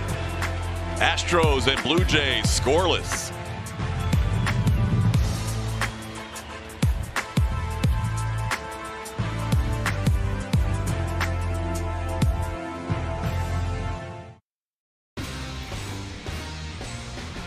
Yelich knocks one to the gap in right center. This could be the one.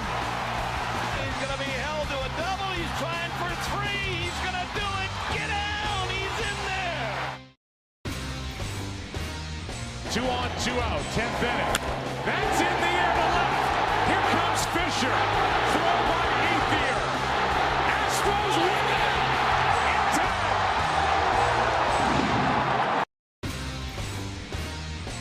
Out on the run is Liriano, and he makes the catch. An amazing catch. Sails the throw back to first base, and this is in time on the fly from Ramon Liriano.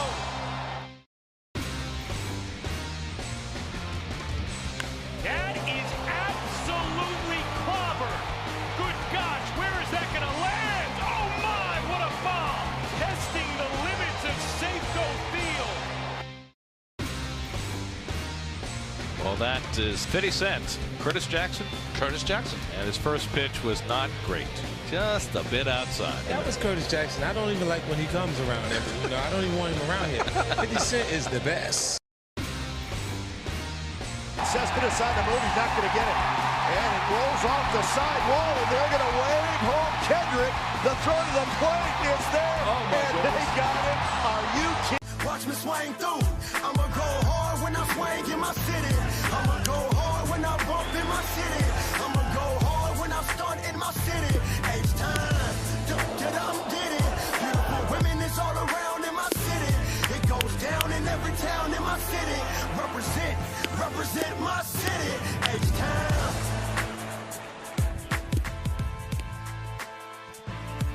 Ninth inning baseball, scoreless. Astros, Jays, a Sunday afternoon from the Rogers Center. And the former Astro now on the mound for the ninth, Ken Giles. Saved that game yesterday, struck out 3 Astros in that inning. He has pitched 18 of 19 in the save situations. He's in this ball game just to keep it right where it's at. Here at 0-0. Giles had that slider working yesterday, striking out Springer, Altuve, and Bregman to close out that victory for the Toronto Blue Jays 6-4. Now he'll face Bregman again. It'll be Alex Yordan Alvarez. And then Aledmys Diaz as Alex takes a strike. Only 3 hits of the game. The Astros, Aledmys Diaz a double in the second. Yordan Alvarez 1-out single in the 7th. And a Jose Altuve single in the 8th.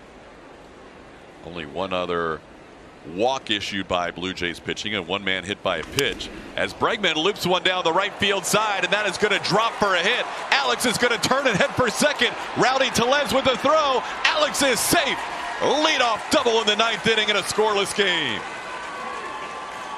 Astros will take it any way they can, trying to create something, and that was that power slider from Ken Giles that Alex hit off the end of the bat. Ended up breaking it.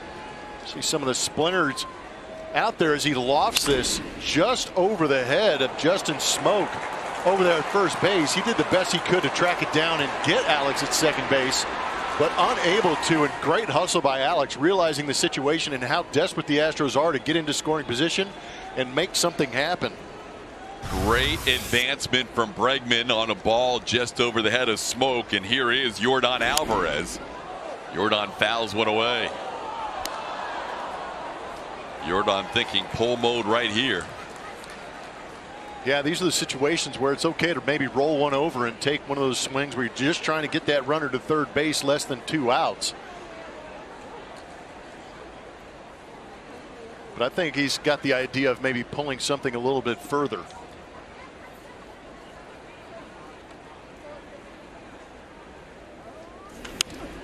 Pretty good swing at that fastball and fouls it away. It's 0-2. Yeah, Giles has challenged him. Giles facing Yordan Alvarez for the first time. Yordan could be American League Rookie of the Month for 3 consecutive months after a torrid August.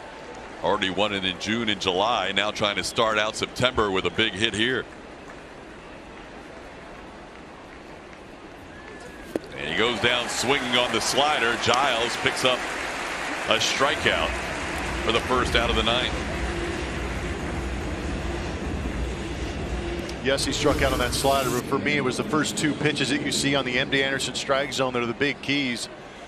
He was challenged with that fastball. He was unable to connect, and that's what got him into that 2-strike count where he got the slider from Ken. All of his strikeouts yesterday came on the slider. Here's Aledmys Diaz. Diaz has been on twice today. He's doubled. He's been hit by a pitch and he struck out.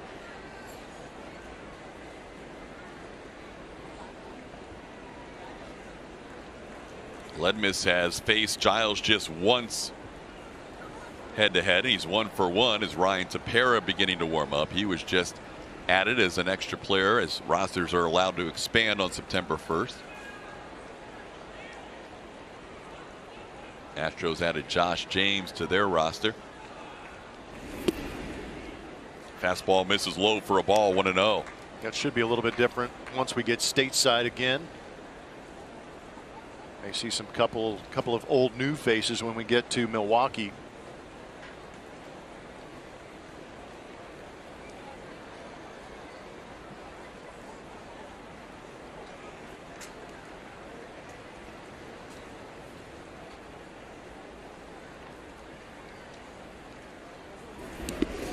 That one in the dirt. Great block by Reese McGuire to keep Bregman on second.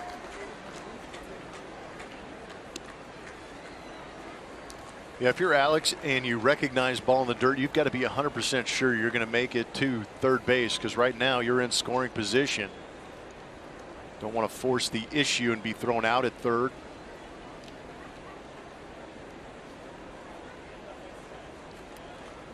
Diaz back in familiar territory. He played 130 games last year for the Blue Jays.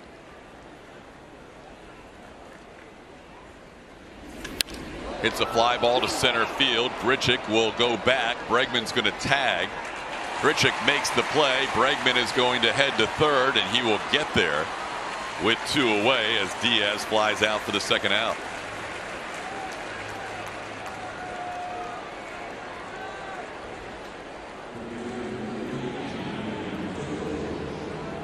So the Astros with a runner on third base for the 3rd time today. They had Aledmys Diaz reach third with 2 outs in the 2nd. Yordan Alvarez reached third with 2 outs in the 7th, and now Bregman reaches third with 2 outs in the 9th, and Abraham Toro bats looking for his first hit. Alex has got to be aggressive with that lead at third base. We've seen that slider get buried by Ken Giles, putting a lot of pressure on the catcher Reese McGuire. But if Alex can read that ball in the dirt and kicking away from McGuire, he's got to take a chance.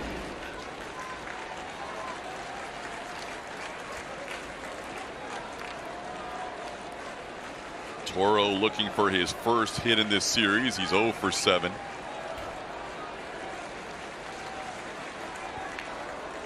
Late addition to the lineup when Yuli Gurriel was scratched due to soreness in that elbow after being hit by a pitch yesterday.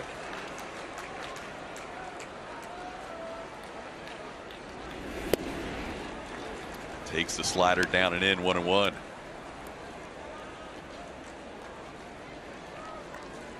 There is Yuli. You can see the wrap a little bit on that left elbow.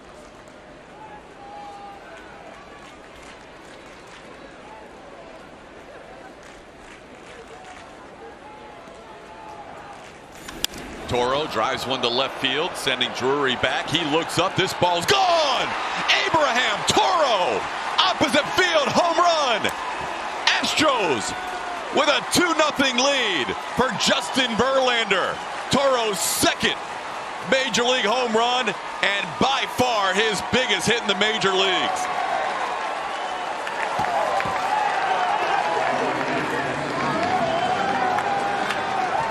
On his home turf, he makes a statement.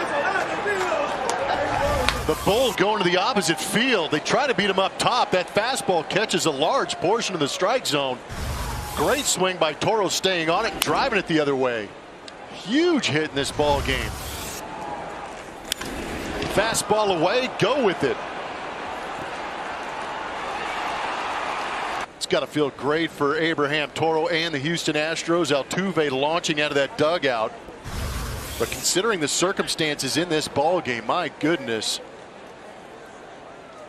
22-year-old out of Quebec City, Canada, with a huge home run. Vladimir Guerrero Jr. with a nice play to get Josh Reddick. But Abraham Toro. And the Bull announces his presence north of the border. 2 out, 2-run home run. Astros lead 2-0.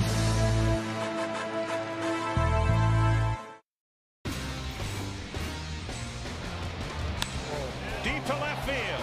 This ball's high. It's deep. Number 600 for Jim Thome. Welcome to the 600 Club. Very nice, Jim Thome.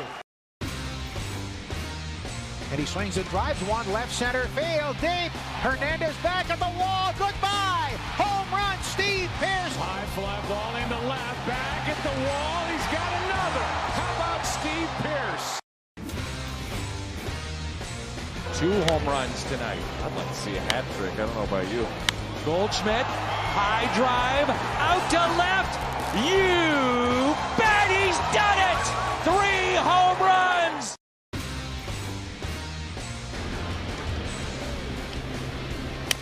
He's just keeping the ball away from Bohr the whole game. He wants to get it. There, ball behind the back flip, and he got him. Oh, wow.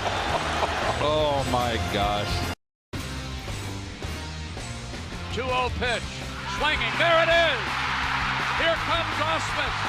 The score is tied. Mitch wants to make it a double. He didn't get the trademark, but he did get 3,000 hits.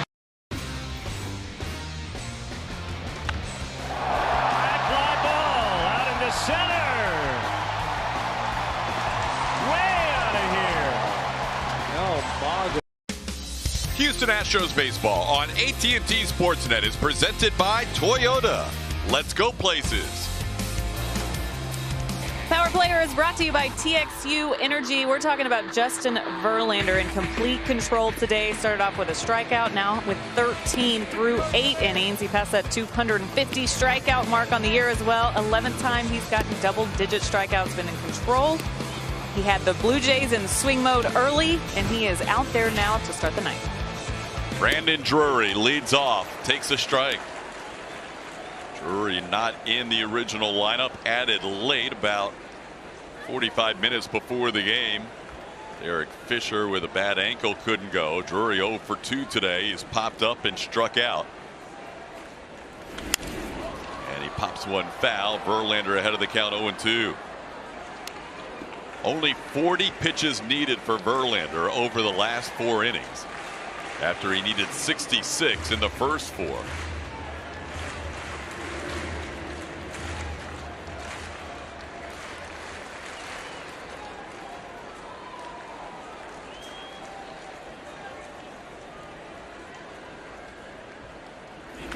Ground ball slowly hit towards short. Bregman charges, makes the play. 1 out in the bottom half of the 9th inning. Make sure to stay tuned after our game for the Astros post-game show presented by Whataburger. Michelle Margot and Mike Stanton will host. Justin Verlander having quite an afternoon. We'll preview the Brewer series. As always, Julia Morales gathering interviews after this one.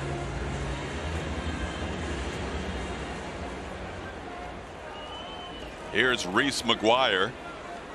He and Vladimir Guerrero Jr., the only two hitters in the lineup that Verlander has not struck out today. McGuire has popped to third and flied out to right.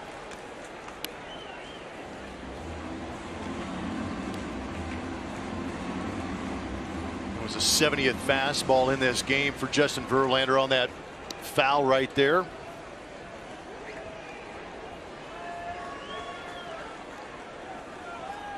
"13 strikeouts today.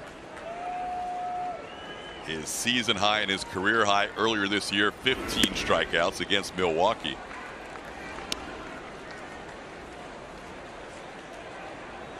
Had one other start where he struck out 13. That was against Cleveland, his final start of July.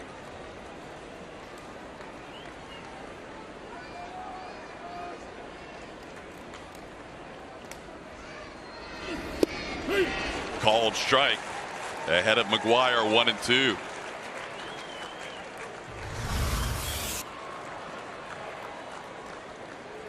That is a power snap on that curveball from Justin Verlander. You haven't seen too many of them, but when they have been in there, they have been great purpose pitches and getting swings and misses. There's that power slider. He got him. Reese McGuire goes down. 14 strikeouts for Justin Verlander. 2 outs of the ninth. Incredible stuff. The velocity again in the mid 90s to 96, 97 at times. But it has been that slider and the ability to throw those pitches when he needs them in 2 strike counts to get the swing and miss.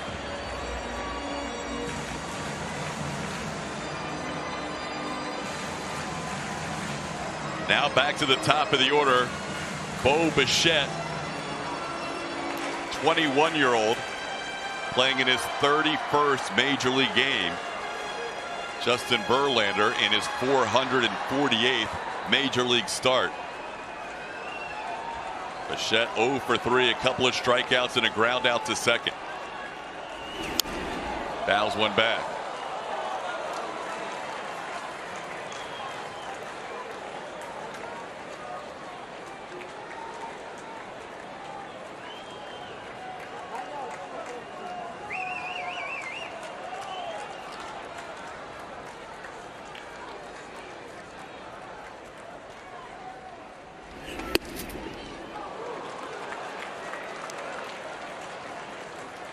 When he does miss, he doesn't miss by much. Still tough for some of these hitters. Probably try and figure out which pitches are off the plate or on the plate. Seen some of those curveballs, sliders, and fastballs ring guys up.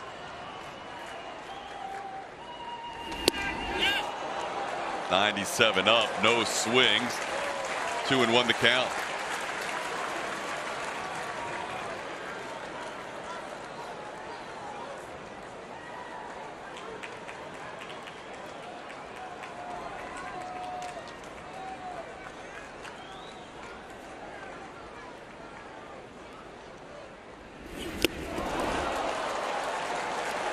Two and two. That pitch before was the hardest pitch of the afternoon for Justin Verlander, 97.2 miles an hour.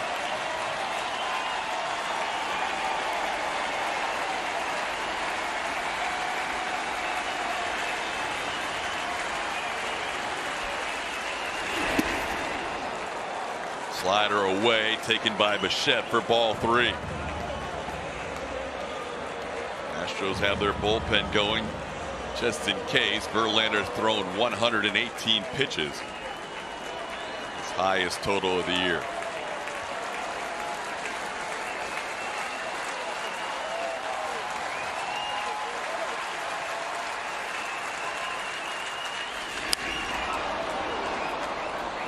He will make a 120th pitch in this game.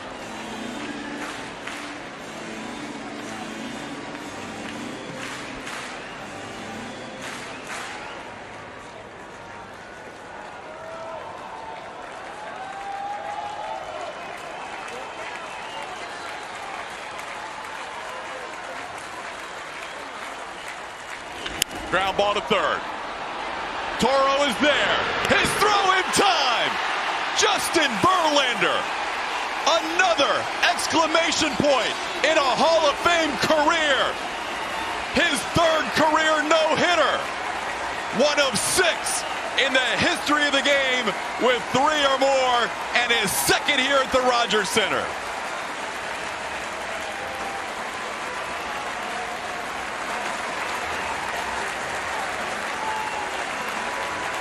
The old guy reminding some of the rookies in the league that he is still around and he can still be dominant.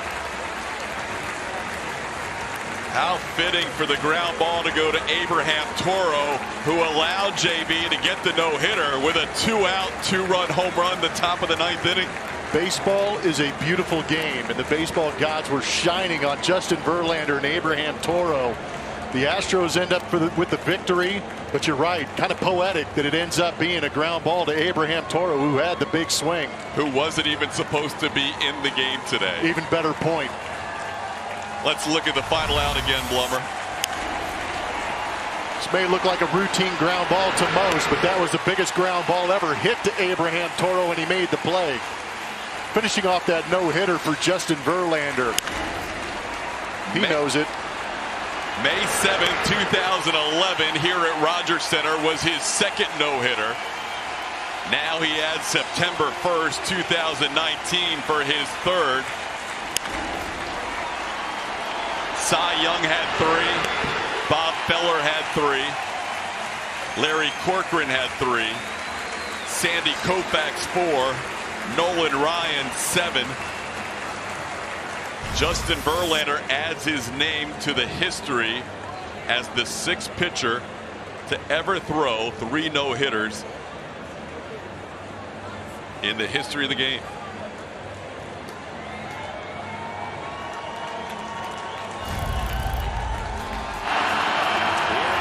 First one was in 07. Back at his home stadium in Detroit. The last 2 have been here at the Rogers Center. Pudge Rodriguez behind the plate for the first one. Alex Avila behind the plate for number 2 right here in Toronto. And then Robinson Chirinos tonight. 4 strikeouts in that last one here at Rogers Center. Today, 14 strikeouts. Only a walk to the second batter of the game, Kevin Biggio, the lone base runner on this incredible afternoon. Justin Verlander on the field with Julie Morales. Thanks a lot. Justin having a moment. Obviously still amped. What does recording the final out of a no-hitter feel like? Man, I can't even put it into words. I mean, I've been so close to the third one so many times. It just didn't happen. And man, tonight, Abraham Toro comes up with a huge homer. Only fitting that he was able to make the last out. You know, ball in play. You're just hoping that it's an out. You know, that's it. Make it out, make it out, make it out. Good throw, good throw, good throw. Let's celebrate. You mentioned it. This is the 3rd for you, first since 2011. Both of those with the Tigers. This one, a few years later. You know, what does this one mean to you with the way that you're pitching at this point in your career with this uniform on? I mean, I'd be lying if I said I didn't know that the list of guys that thrown 3 instead of 2 gets pretty small. Some of the guys I idolize, you know, it's a special moment. I'm so happy to be able to celebrate this with my teammates. Don Kelly was here for the one last time in Toronto. He came up to me and said, I've seen this before. And, you know, it's just such an incredible moment and something that you get to celebrate with your teammates, which other than a World Series and winning championships, these team victories like this are few and far between. So I'm going to enjoy this one. You and Robinson Chirinos have worked together so well all season long. What was working so well today against the Blue Jays? A little bit of everything. Honestly, the fastball. I mean, you know, the velocity wasn't where I normally have it, but it had a lot of life. I saw early on that those guys were having trouble squaring it up. The slider was a little inconsistent. The curveball kind of bailed me out a few times when I got in some tough spots. And, you know, actually mixed in a couple changeups. So, you know, all in all, it was a good day. What are you going to get Abraham Toro? There's got to be a gift in there somewhere, right? Well, there's going to be something. Don't spoil it. He might not know that. just the combined no-hitter for this team last month, and then what you've done, and just the pitching in general that you've witnessed here in the last couple of seasons with the Astros. How special is this group to be a part of? Yeah, I mean, it's nothing short of incredible watching these guys go out and work, you know, adding Zach and watching his preparation and how he goes about his business, what Cole's been able to accomplish in his time in the Astros uniform, and the pitcher that he's become. You know, I think we all feed off one another and really thoroughly enjoy pitching on this rotation together. And you know, what Wade's done as well this year. I mean, it's a group effort. You know, tonight included is a group effort with the team. Have so much fun celebrating. Thanks, Julia. All right, TK, head back up to you. All right, Julia, quite a moment for Justin Verlander. He's right. The list goes from 35 pitchers who have thrown at least 2 to now 6. He is in rarefied territory at this point of his career. He deserves it. He has absolutely worked his tail off to be in the condition to come out here and do things like this late in his career. We talked about how he has idolized Nolan Ryan. Nolan Ryan is one of those guys that continued to get no-hitters throughout the course of his career. But truly a special moment for the Astros organization and Justin Verlander himself. He is putting up Hall of Fame type numbers in his career. This is just another one that goes towards that plaque that he possibly wants to get when he's done playing. 2007, 2011, now 8 seasons later in 2019, the last 2 coming here in Toronto. Justin Verlander, his 3rd career no-hitter. The Astros scored 2 for him in the top of the 9th thanks to Abraham Toro's home run. And the Astros celebration would be on September 1, 2019, a day that JB will never forget.